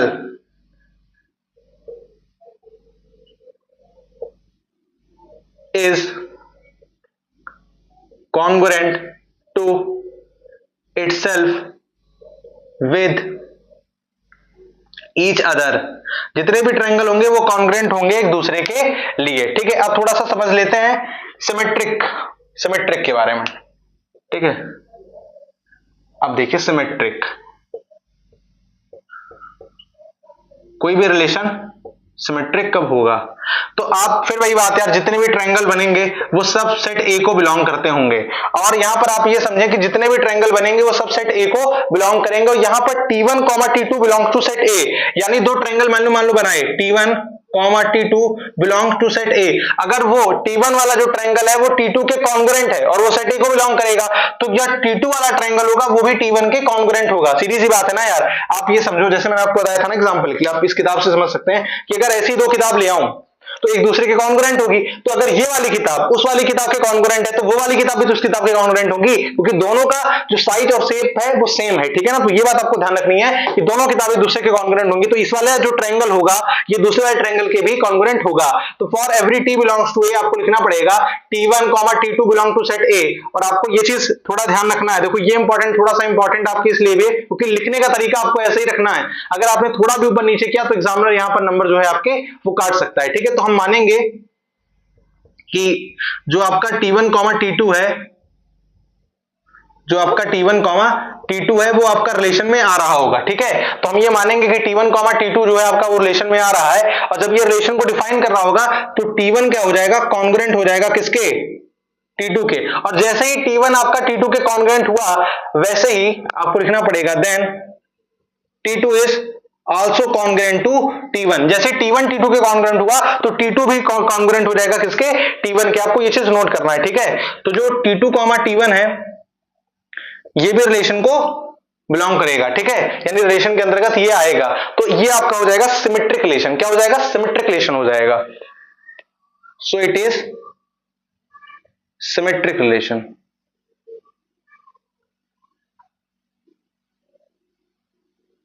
ठीक है ना। चलिए अब ट्रांजिटिव देख लेते हैं।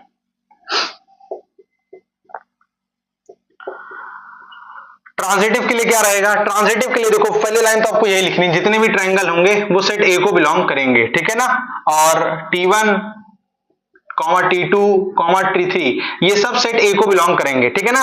और हम ये मान के चलेंगे कि लेट T1 T2 ये बिलोंग करेगा किसको, रिलेशन R को, ठीक है।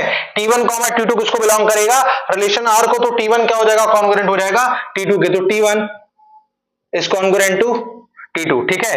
और अगर यहां पर T1 कॉन्ग्रुएंट हो गया T2 के, यहां पर T1 किसके कॉन्ग्रुएंट हो गया, T2 के। और एक चीज मान के चलेंगे हम, एंड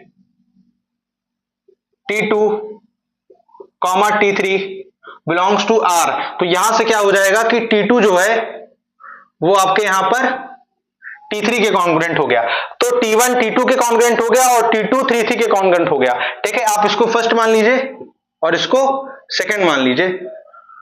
तो from equation first and second we have, आप यहां से समझ सकते हैं कि आपके पास दो इक्वेशन यहां पर हो गई। From equation first and second we have, हम ये कह सकते हैं दोनों इक्वेशन से कि यहां पर जो T1 है वो T3 के कॉन्ग्रुएंट होगा। तो यहां पर जो T1 है वो आपका T3 के कॉन्ग्रुएंट हो जाएगा, यानी T1 T3 belongs to R, यानी वो रिलेशन को बिलोंग करेगा। तो यहां से हम ये भी कह सकते हैं कि T1 T3 ये रिलेशन को बिलोंग करेगी, ठीक है, यानी रिलेशन को बिलोंग करेगा। सो it is a transitive relation.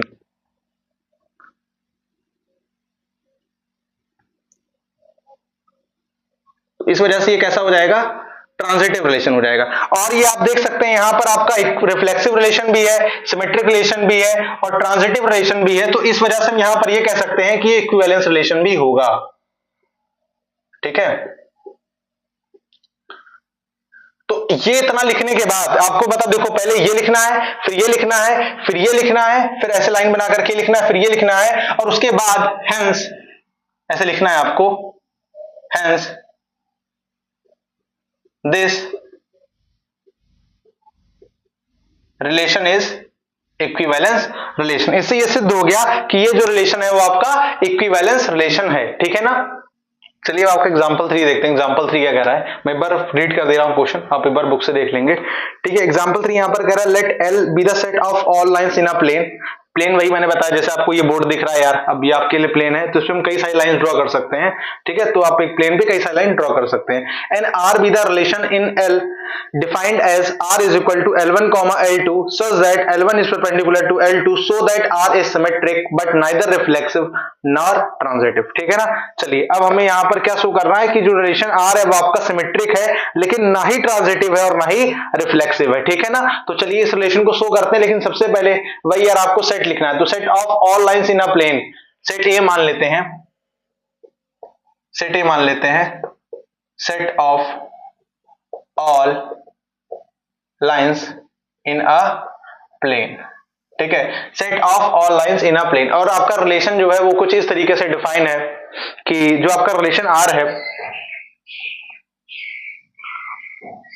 L1, L2 such that L1 is perpendicular to L2। तो यहां पर कह रहा है जो रिलेशन R है वो आपका L1, L2 है, और L1 जो है आपका वो परपेंडिकुलर है किसके, L2 के, ठीक है। तो आपको यहां पर रिफ्लेक्सिव दिखना है, सिमेट्रिक दिखना है और ट्रांजिटिव देखना है। चलिए रिफ्लेक्सिव की बात करते हैं।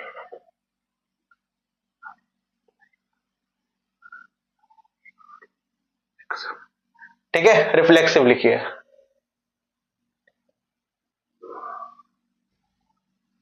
एक मिनट इसके स्पेलिंग सही कर लेते हैं।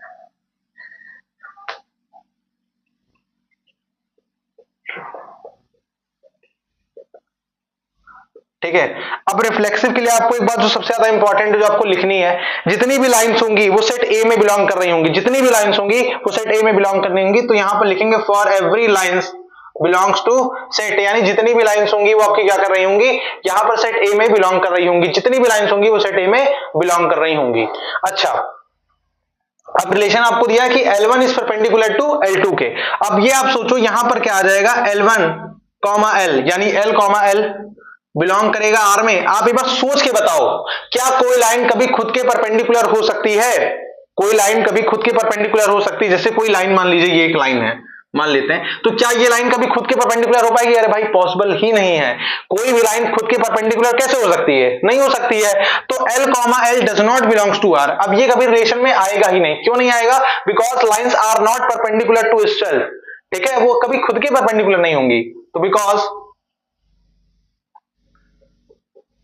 लाइंस आर, ठीक है, आपको यहां पर लिखना पड़ेगा, थोड़ा सा एक बार वर्डिंग देख लीजिए, बिकॉज लाइंस आर नॉट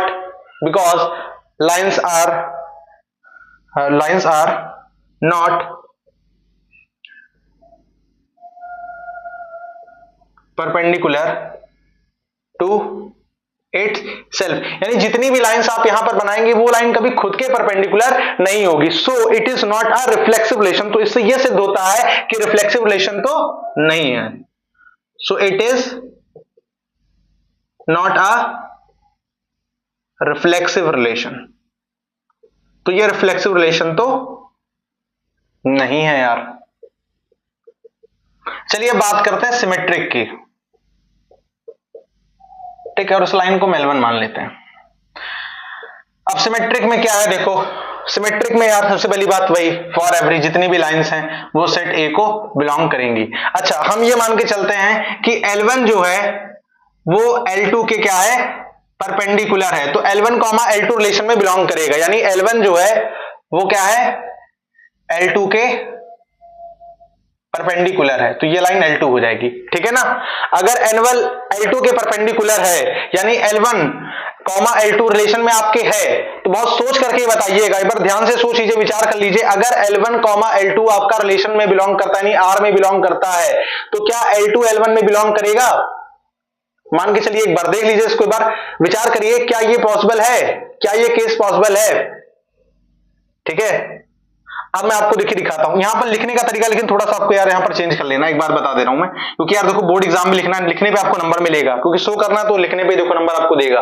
तो लिखने का तरीका थोड़ा सा आपका सही होना चाहिए, और तरीकों को लिखने के लिए जो एक मतलब शैली होती है वो आपको इस तरीके से होनी चाहिए। आपको लिखना पड़ेगा कि L1 कॉमा L2 दोनों बिलोंग करेंगे सेट ए में, यानी L1 कॉमा L2 बिलोंग करेंगे किसमें, सेट ए में। और हम ये मान के चलते हैं कि लेट L1 जो है वो परपेंडिकुलर है L2 के, तो L1 comma L2 belongs to R, यानी यहां से ये निकल के आएगा कि L1 जो है वो परपेंडिकुलर है किसके, L2 के। इस रिलेशन से बात निकल के आ रही है, ठीक है ना, ये बात क्लियर है। तब देन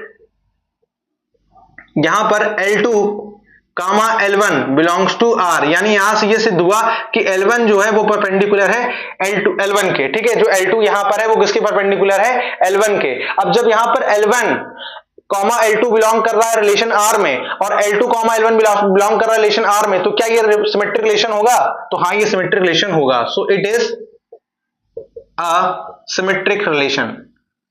तो ये एक सिमेट्रिक रिलेशन होएगा, ठीक है ना, क्योंकि कंडीशन यही थी, अगर A कॉमा B बिलोंग कर रहा है R में, तो B कॉमा A को बिलोंग करना R में, ठीक है। तो ये कंडीशन होगा, ये कंडीशन होगी, इस वजह से सिमेट्रिक रिलेशन हो जाएगा।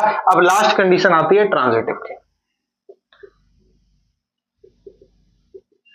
ट्रांजिटिव में आपको लिखना है L1 comma L2 comma L3 belongs to set A, ठीक है। अब हम ये मान के चलते हैं लेट L1 कॉमा L2, ठीक है, बिलोंग करता है R में, और L2 कॉमा L3 बिलोंग करता R में। तो यहां वाले रिलेशन से आ जाएगा L1 is perpendicular to L2 के, यहां वाले रिलेशन से आ जाएगा L2 is perpendicular to L3 के। देन इसको इक्वेशन फर्स्ट मान लेते हैं, इसको इक्वेशन सेकंड मान लेते हैं। तो from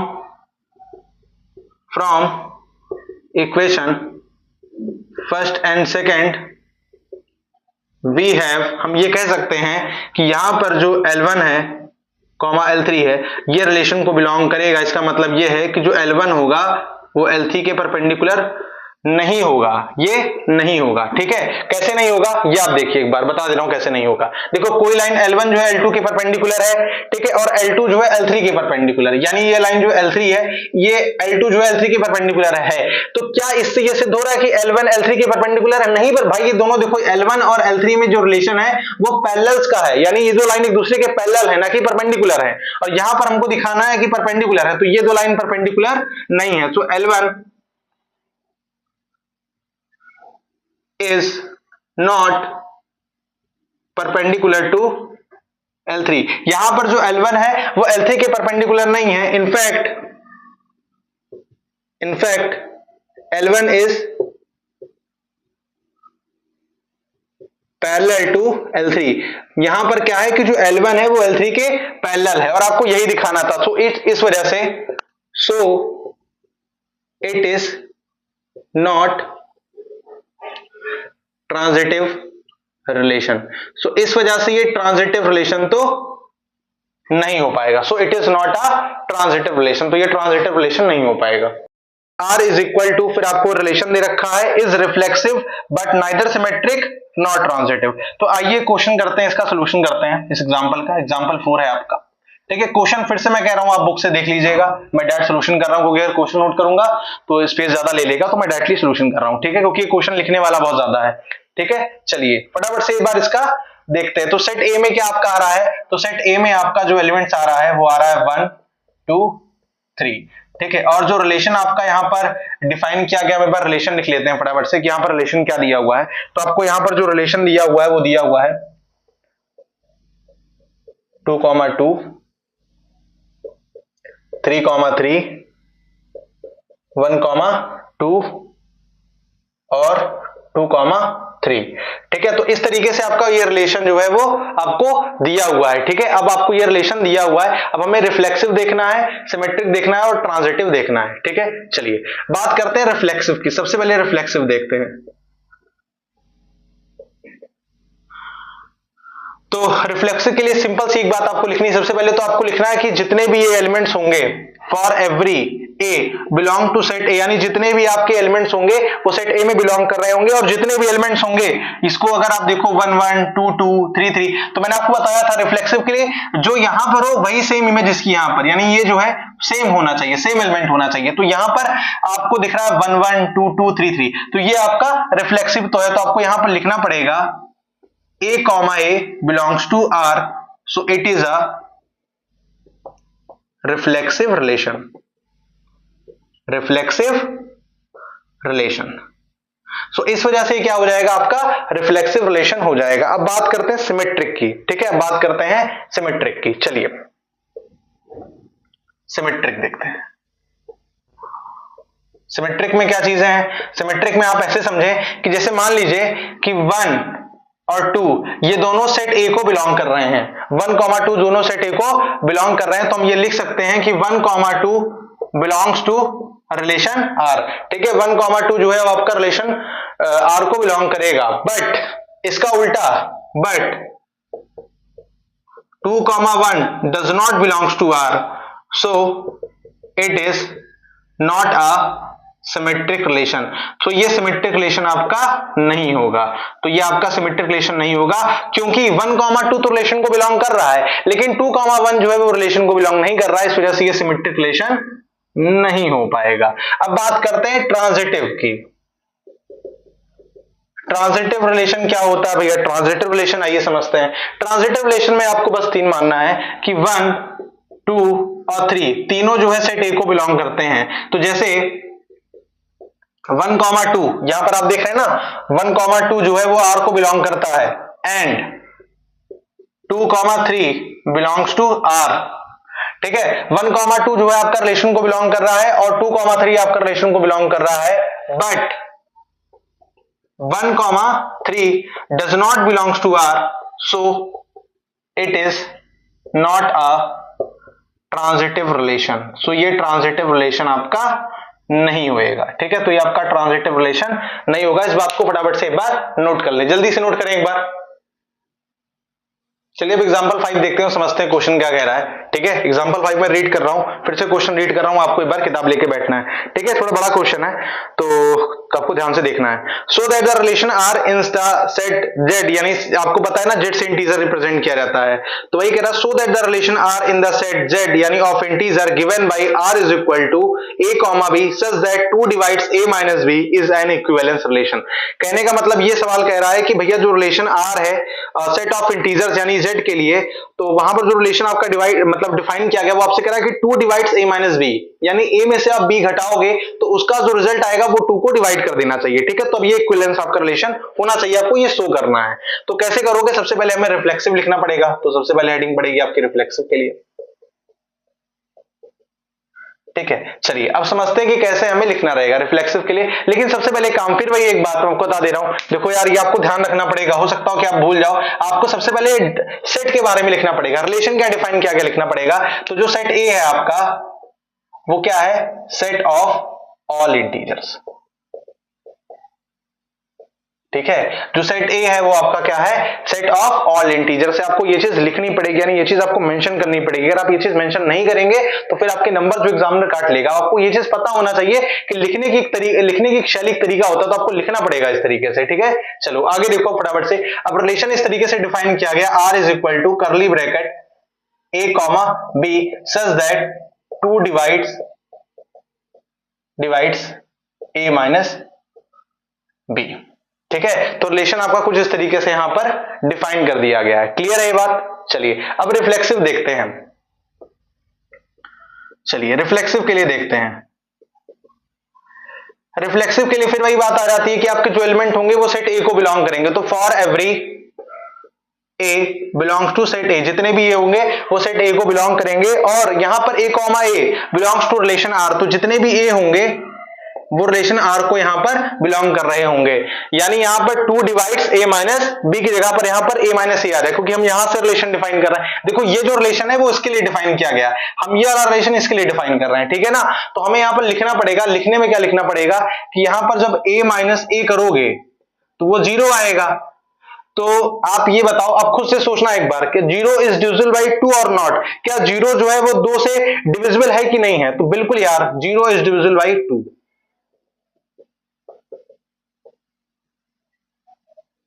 So it is reflexive relation। अच्छा एक इंपॉर्टेंट पॉइंट मैं आपको बता देता हूं, फिर मैं आपको इरेज कर दूंगा।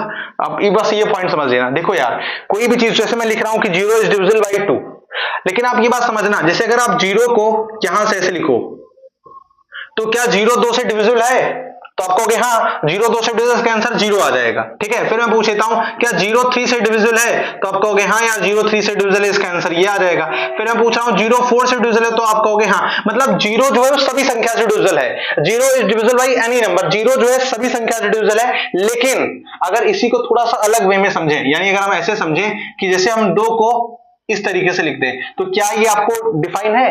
याद रखना भाई, फिर से बता रहा हूं, अगर न्यूमरेटर में 0 आ रहा है, अगर न्यूमरेटर में ये देखो न्यूमरेटर में 0 आ रहा है, तब तो कोई दिक्कत नहीं, आंसर 0 आ जाएगा। लेकिन अगर डिनोमिनेटर में 0 आ गया तो उसका रिजल्टेंट नॉट डिफाइन हो जाएगा, यानी इसका जो रिजल्ट आएगा वो आपका आएगा नॉट डिफाइन, ये डिफाइन ही नहीं है।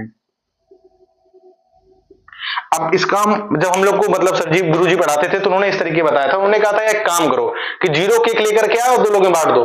तो ये पॉसिबल है क्या? नहीं पॉसिबल है, तो ये नॉट डिफाइन हो जाएगा। ठीक है ना, तो ये चीज याद रखना कि ये चीज तो पॉसिबल है कि 0 जो है सभी संख्या से डिविजिबल है, लेकिन अगर इस तरीके लिख दिया डिनोमिनेटर में 0 आ गया तब तो भैया ये पॉसिबल नहीं है, तो ये नॉट डिफाइन वाला केस बन जाएगा। नोट करें इसको। चलिए अब सिमेट्रिक के लिए देख लेते हैं। हमने रिफ्लेक्सिव के लिए देखा और वो इंपॉर्टेंट पॉइंट आपको याद रखना पड़ेगा, ध्यान रखिएगा जो मैंने बताया अभी। अब सिमेट्रिक के लिए देखते हैं। अब देखो यार सिमेट्रिक के लिए आपको वही पॉइंट लिखना है कि a comma b belongs to set a, यानी ये सेट ए को बिलोंग करेगा। अच्छा इसके साथ एक खास बात आपको और लिखनी है।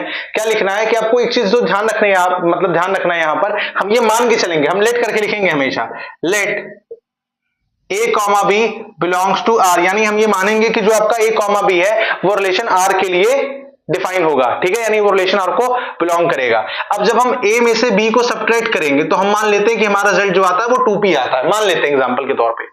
ठीक है, let a comma B belongs to R, तो ए माइनस बी जो होगा वो 2p आपका आएगा, हम ऐसा मान ले रहे हैं। ठीक है, उसके बाद आप ये समझे, देन अब हमें क्या निकालना पड़ेगा, b माइनस ए निकालना पड़ेगा। ठीक है, तो देन जब हम b माइनस ए करेंगे तो इसका जो रिजल्ट आएगा वो आएगा माइनस ऑफ 2p। अब कुछ लोग सोचेंगे ये कैसे पॉसिबल है, अरे यार आप थोड़ा सा सोचो ना यार, आप ऐसे सोचो कि जैसे a माइनस बी लिखा है, इसका आंसर 2p आ रहा है, तो b माइनस ए का आंसर माइनस 2p कैसे आ रहा है, क्योंकि आप ये देखो कि जो a माइनस बी है उज इक्वल टू माइनस ऑफ,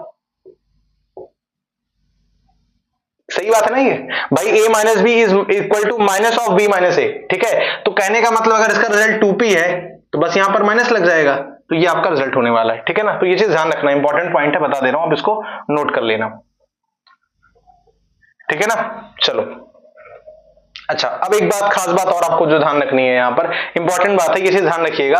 और अब क्या लिखना है आपको कि b माइनस ए जो है इज इक्वल टू होगा माइनस ऑफ 2p के, तो यहां पर ये जो 2p है ये डिविजिबल बाई 2 है। ठीक है, यानी 2 से ये डिविजिबल है, डिविजिबल बाई 2 है, और ये माइनस 2p ये भी डिविजिबल है 2 से, डिविजिबल बाई 2। भाई निगेटिव साइन अगर आगे आ रहा तो इससे मतलब कुछ नहीं है, वो तो 2 से डिविजिबल होगा ना यार। अरे यार तुम खुद सोचो, अगर यहां पर इस तरीके से हम लिख दें तो मैंने बताया था ये तो नॉट डिफाइन है, ये तो नॉट डिफाइन है, डिनोमिनेटर में 0 अगर वो डिफाइन नहीं है। अगर मैंने ऐसे लिखा, मान लीजिए कि 0/2, तो इसका आंसर 0 आएगा। अगर हम नीचे कुछ मतलब ऐसा नंबर लिख दें जो निगेटिव आ रहा है तो भी कोई दिक्कत नहीं है, तो भी वो डिफाइन होगा। ठीक है, तो ये बात आपको ध्यान रखना है यार, ये बात आपको थोड़ा सा इंपॉर्टेंट है, ध्यान रखनी पड़ेगी। ठीक है ना, इसको नोट कर लीजिएगा।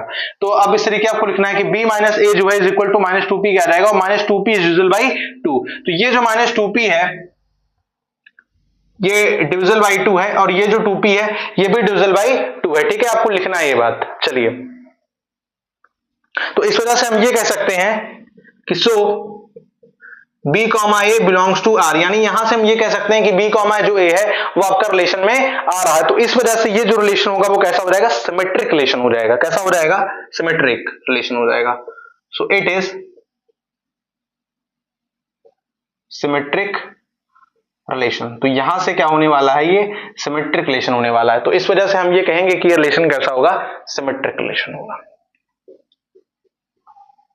चलिए अब लास्ट चेक करते हैं ट्रांजिटिव के लिए, last check for transitive. Transitive के लिए एक इंपॉर्टेंट पॉइंट ध्यान रखेंगे कि यहां पर हम ये मान के चलेंगे कि a comma b comma c belong करेगा सेट A में। ठीक है, अच्छा let a comma B belongs to r, यानी रिलेशन को बिलोंग कर रहा है, तो जब हम a में से b को सब्ट्रैक्ट करेंगे तो आएगा 2p। ठीक है ना, तो आपको पता है, मैंने बताया था कि 2p इज डिविजिबल बाई 2, हम ऐसे लिखेंगे 2p इज डिविजिबल बाई 2। अच्छा ठीक है, ये हमने लिखा। अब हम ये चीज और भी मानेंगे, let b comma c belongs to r, तो b माइनस सी आपका आ जाएगा, मान लेते हैं 2q आएगा, और ये भी हम मान रहे हैं कि डिविजिबल है, 2q इज डिविजिबल बाई 2। अब दोनों को ऐड कर दें, इसको हम इक्वेशन फर्स्ट मान लेते हैं और इसको हम इक्वेशन सेकंड मान लेते हैं। From equation first and second अगर हम दोनों को ऐड करेंगे तो जैसे आप ऐड करोगे तो a minus b plus b minus c is equal to 2p plus 2q आ जाएगा। ठीक है ना, इस तरीके से आया। तो हम क्या करेंगे, माइनस बी से प्लस बी कट जाएगा, तो ये हो जाएगा a minus B is equal to, अगर हम दो कॉमन ले लेंगे यहां से तो twice of p plus q हो जाएगा। अब आपको पता है यार, ये जो आ रहा है a minus c is equal to, ये भी तो 2 से डिविजिबल होगा, तो ये जो आ रहा है ये भी, क्योंकि देखो यहां पर ट्वाइस में 2 लिखा है, यानी ये जो नंबर होगा ये भी 2 से डिविजिबल होगा, तो 2p plus q is also divisible by 2। तो ये क्या हो जाएगा, so it is a transitive relation.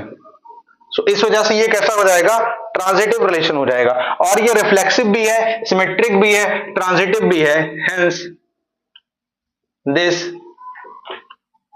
Relation is also be a equivalence relation. तो इस वजह से ये जो रिलेशन है वो आपका इक्विवेलेंस रिलेशन भी हो जाएगा। अब आइए पढ़ते हैं एग्जांपल 6। एग्जांपल 6 में क्या क्वेश्चन कह रहा है, एक बार मैं उससे रीड कर दे रहा हूं, ठीक है, फिर अपन समझेंगे क्या क्वेश्चन कह रहा है। तो आपका एग्जांपल 6 में कह रहा है let R be the relation, जो कि डिफाइन है किसी सेट ए के लिए, उसमें आपके जो एलिमेंट्स दिए हैं 1 2 3 4 5 6 7 दिए हुए हैं, ठीक है, जो आपके सेट ए के एलिमेंट्स हैं। इसमें यहाँ पर रिलेशन बता रहा है कि a comma B such that both a and b are either odd और इवन। कहने का मतलब यार जो रिलेशन डिफाइन किया गया सेट a के लिए, वहां पे कह रहा है कि या तो दोनों ऑड होंगे या तो दोनों इवन होंगे। मतलब ऐसा नहीं हो सकता कि एक ऑड हो एक इवन हो, नहीं, एक इवन एक ऑड ये भी नहीं हो सकता, या तो दोनों ही ऑड होंगे या तो दोनों एलिमेंट्स आपके इवन होंगे। उसके बाद कह रहा है so that R is an equivalence relation. यहां पर आपको जो रिलेशन दिखाना है वो आपको इक्विवेलेंस रिलेशन दिखाना है।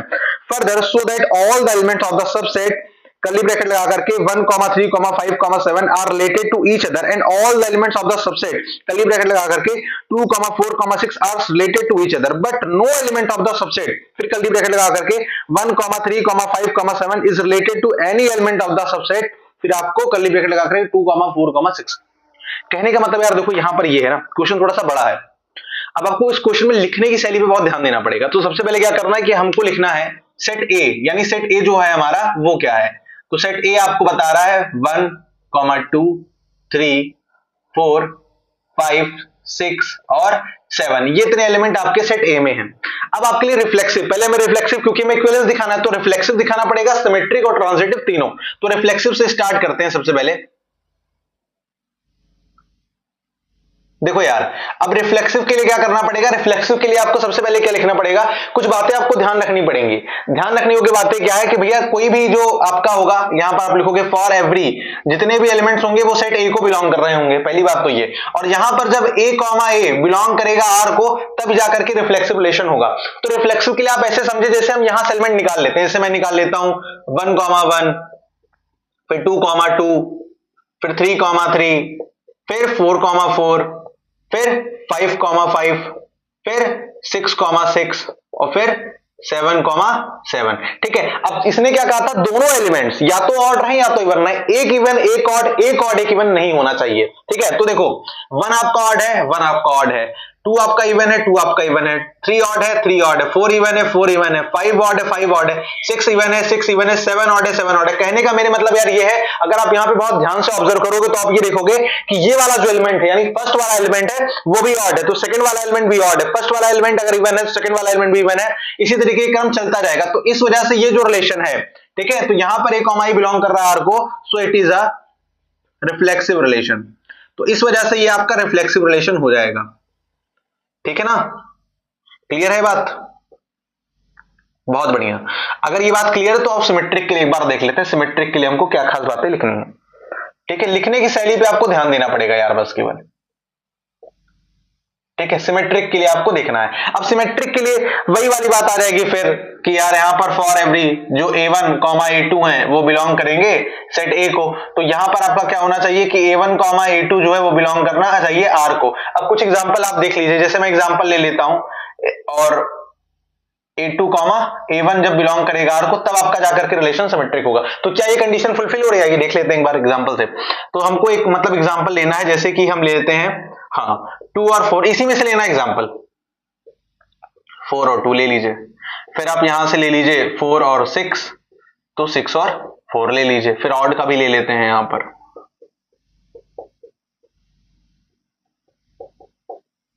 चलिए अब आइए चेक करते हैं क्या ये सिमेट्रिक रिलेशन है।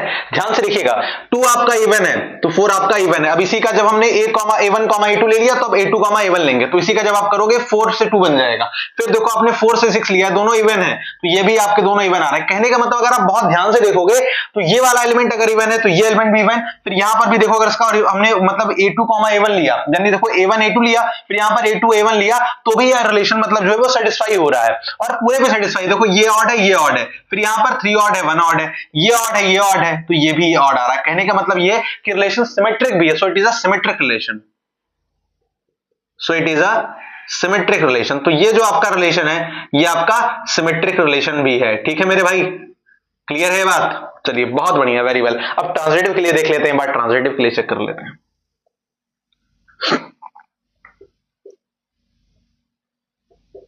ट्रांजिटिव के लिए कुछ खास बातें हम देख लेते हैं। ट्रांजिटिव के लिए फिर वही वाली बात आ जाएगी, for every a1 a2 A3 belong to set a. Transitive के लिए केस ये होता है कि अगर आपका A1, A2 बिलोंग करता है मान लीजिए रिलेशन में, और A2, A3 ये बिलोंग करता है रिलेशन में, देन तब आपका A1, A3 ये भी रिलेशन में बिलोंग करना चाहिए। अदरवाइज अगर नहीं बिलोंग कर रहा है तो वो आपका ट्रांजिटिव रिलेशन नहीं होगा। ध्यान रखिएगा, बहुत इंपॉर्टेंट बात बता रहा हूं। आइए इसको एग्जांपल से समझते हैं, ठीक है। चलिए देखिए, जैसे मैंने कहा 2, 4 तो फिर आप लोग 4, 6 मान लीजिए, तो ये फिर 2, 6 की कंडीशन को बिलोंग करना चाहिए। तो देखो 2, 4 यहां पर ये रिलेशन को बिलोंग कर रहा है, ठीक है, और 4, 6 ये भी रिलेशन को बिलोंग कर रहा है। तो आपका 2, 6 भी रिलेशन को बिलोंग करना चाहिए, और ये भी कर रहा है। कैसे? देखो ये इवन है, ये भी इवन है, ये इवन है, ये भी इवन है, तो ये भी इवन आ रहा है। इसका मतलब सो it is a transitive relation, तो ये आपका ट्रांजिटिव रिलेशन भी होएगा। और हमें क्या शो करना था? इक्विवेलेंस शो करना था। क्वेश्चन में देखो साफ साफ दिया है आपको, यहां पर ये शो करना था सो दैट ऑल द एलिमेंट, तो जितने भी एलिमेंट हैं वो तो सबसे अल्लाह करना ही है, तो so that R is an equivalence relation. तो ये आपका इक्विवेलेंस रिलेशन है, तो आप यहां से लिख सकते हैं hence this relation is an equivalence relation. ठीक है, आपको इसे लिखना पड़ेगा कि ये जो रिलेशन है वो आपका इक्विवेलेंस रिलेशन है। तो एक पार्ट तो कंप्लीट हो गया। अब दूसरा पार्ट क्या कहता है? दूसरा पार्ट से आपसे कह रहा है so that all the element of the subset are related to each other. तो जितने भी एलिमेंट हैं, ठीक है, यहां पे लिख रहा हूं, जितने भी एलिमेंट हैं, अगर हम इसके सबसेट के लिए देखें तो यार मालूम यहां से लेते हैं, जैसे 1, 5 ले लें, ठीक है, हम 5, 1 ले लें, मन के ऊपर है आपके, इसमें से ही लेना है। 7, 5 ले लें, आप 5, 7 ले लें, आप 3, 5 ले लें, आप 5, 3 ले लें। तो यहां से जब आप उठाओगे तो ये देखो ये ऑड है, ये ऑड है, ये ऑड है, ये ऑड है, ये ऑड है, ये ऑड है, ऐसे ही ये सीक्वेंस चलता रहेगा। तो कहने का मतलब है ये वाला जो एलिमेंट आ रहा है, जितनी भी पेयरिंग आ रही है, ये सब के सब जो है इस रिलेशन को बिलोंग करते हैं। यानी ये जो आपका कंडीशन दिया, ये जो रिलेशन है वो आपका यहां पर सही हो जाएगा। तो so that all the element of the subset are related to each other, तो जितने के जितने भी हैं ये सब एक दूसरे से रिलेट कर रहे हैं। ठीक है, इसको नोट करें फटाफट से। फिर दूसरा वाला पार्ट देखें। दूसरे वाले पार्ट में आपका दिया है 2, 4, 6। अब इसमें भी एक दूसरे से ही रिलेट करना है केवल, तो यहां पर भी आप ले लो 2 से 4 ले लो, 2 से 6 ले लो, ठीक है, 6 से 2 ले लो, या 4 से 6 ले लो, ऐसे मैं ले रहा हूं कुछ एलिमेंट। तो देखो ये इवन, ये इवन, ये भी इवन, ये भी इवन, ये भी इवन, तो हम कहने का मतलब ये सब के सब नंबर कैसे इवन नंबर हैं। तो ये वाला भी जो है वो उसको सेटिस्फाई कर रहा है, यानी ये वाली कंडीशन भी इसको सेटिस्फाई कर रही है, ये वाली कंडीशन भी सेटिस्फाई कर रही है। मतलब लास्ट कंडीशन इस क्वेश्चन की लास्ट, भैया इस क्वेश्चन में वैसे ही 3-4 क्वेश्चन थे। पहला क्वेश्चन ये आपको इक्विवेलेंस रिलेशन दिखाना था, फिर ये वाली कंडीशन सबसे पहले सेटिस्फाई करानी थी, फिर ये वाली, और उसके बाद एक लास्ट कंडीशन, ये लास्ट है, इसके बाद खत्म हो जाएगा सवाल ये। अब यहां पर ये कह रहा है कि जो 1, 3, 5, 7 है, इसका रिलेशन इससे देखना है। तो चलिए देख लेते हैं एक बार। हम कोई एक एलिमेंट इसका उठाते हैं, एक एलिमेंट इसका उठाते हैं, ठीक है। तो 1, 2 उठा लिया, फिर एक एलिमेंट इसका उठाते हैं, 3, 4 उठा लिया, फिर एक एलिमेंट इसका 7, 6। अभी 3 एलिमेंट पे देखते हैं। देखो ये आपका ऑड है, लेकिन ये आपका इवन है, ये आपका ऑड है, ये आपका इवन है, तो ये तो कंडीशन नहीं, क्योंकि दोनों ऑड या तो दोनों इवन होने चाहिए। फिर ये आपका ऑड है, ये आपका इवन है, तो ये भी नहीं हो पाएगा। ये आपका ऑड है, ये आपका इवन है, ये भी नहीं हो। कहने का मतलब देखो यार ये है ना कि ये क्यों सेटिस्फाई कर रहा है, क्योंकि देखो जितने एलिमेंट आए हैं उन दोनों की पेयरिंग में आप देखो तो पहला और दूसरा दोनों एलिमेंट कैसे हैं, यहां पर इवन है, यहां पर दोनों एलिमेंट कैसे हैं, ऑड है, यहां पर एक ऑड एक इवन, एक ऑड एक इवन, एक ऑड एक इवन। ये कंडीशन यहां पर जो है इस क्वेश्चन को गलत कर देगी। तो ये आपका एग्जांपल 6 था, और हमने यार एग्जांपल 1 से लेकर के एग्जांपल 6 पूरा बढ़िया से डिस्कस किया। इंट्रोडक्शन में मैंने आपको सारी चीजें बताई। आई होप कि आपको ये सारी चीजें समझ में आई होंगी। बस एक बार आप लिखने की शैली पे ध्यान रखिएगा। अगर आप लिखेंगे अच्छे से तो यकीन मानिए आपका एग्जामिनर 1 नंबर भी नहीं काट पाएगा। लेकिन अगर आप लिखेंगे नहीं, क्योंकि जो क्वेश्चन आते हैं ना एग्जांपल से रिलेटेड, सो दैट वाले, इसमें आपको लिखना भरपूर पड़ता है। अगर आपने लिखने में कटौती की तो नंबर भी आपके कटेंगे। तो इस चीज का थोड़ा सा ध्यान रखिएगा, प्रैक्टिस करके जाइएगा। और मुझे लगता है कि आपको ये सारी चीजें समझ में आ गई होंगी। मिलते हैं नेक्स्ट सेशन में, तब तक के लिए जय श्री कृष्णा, राधे राधे।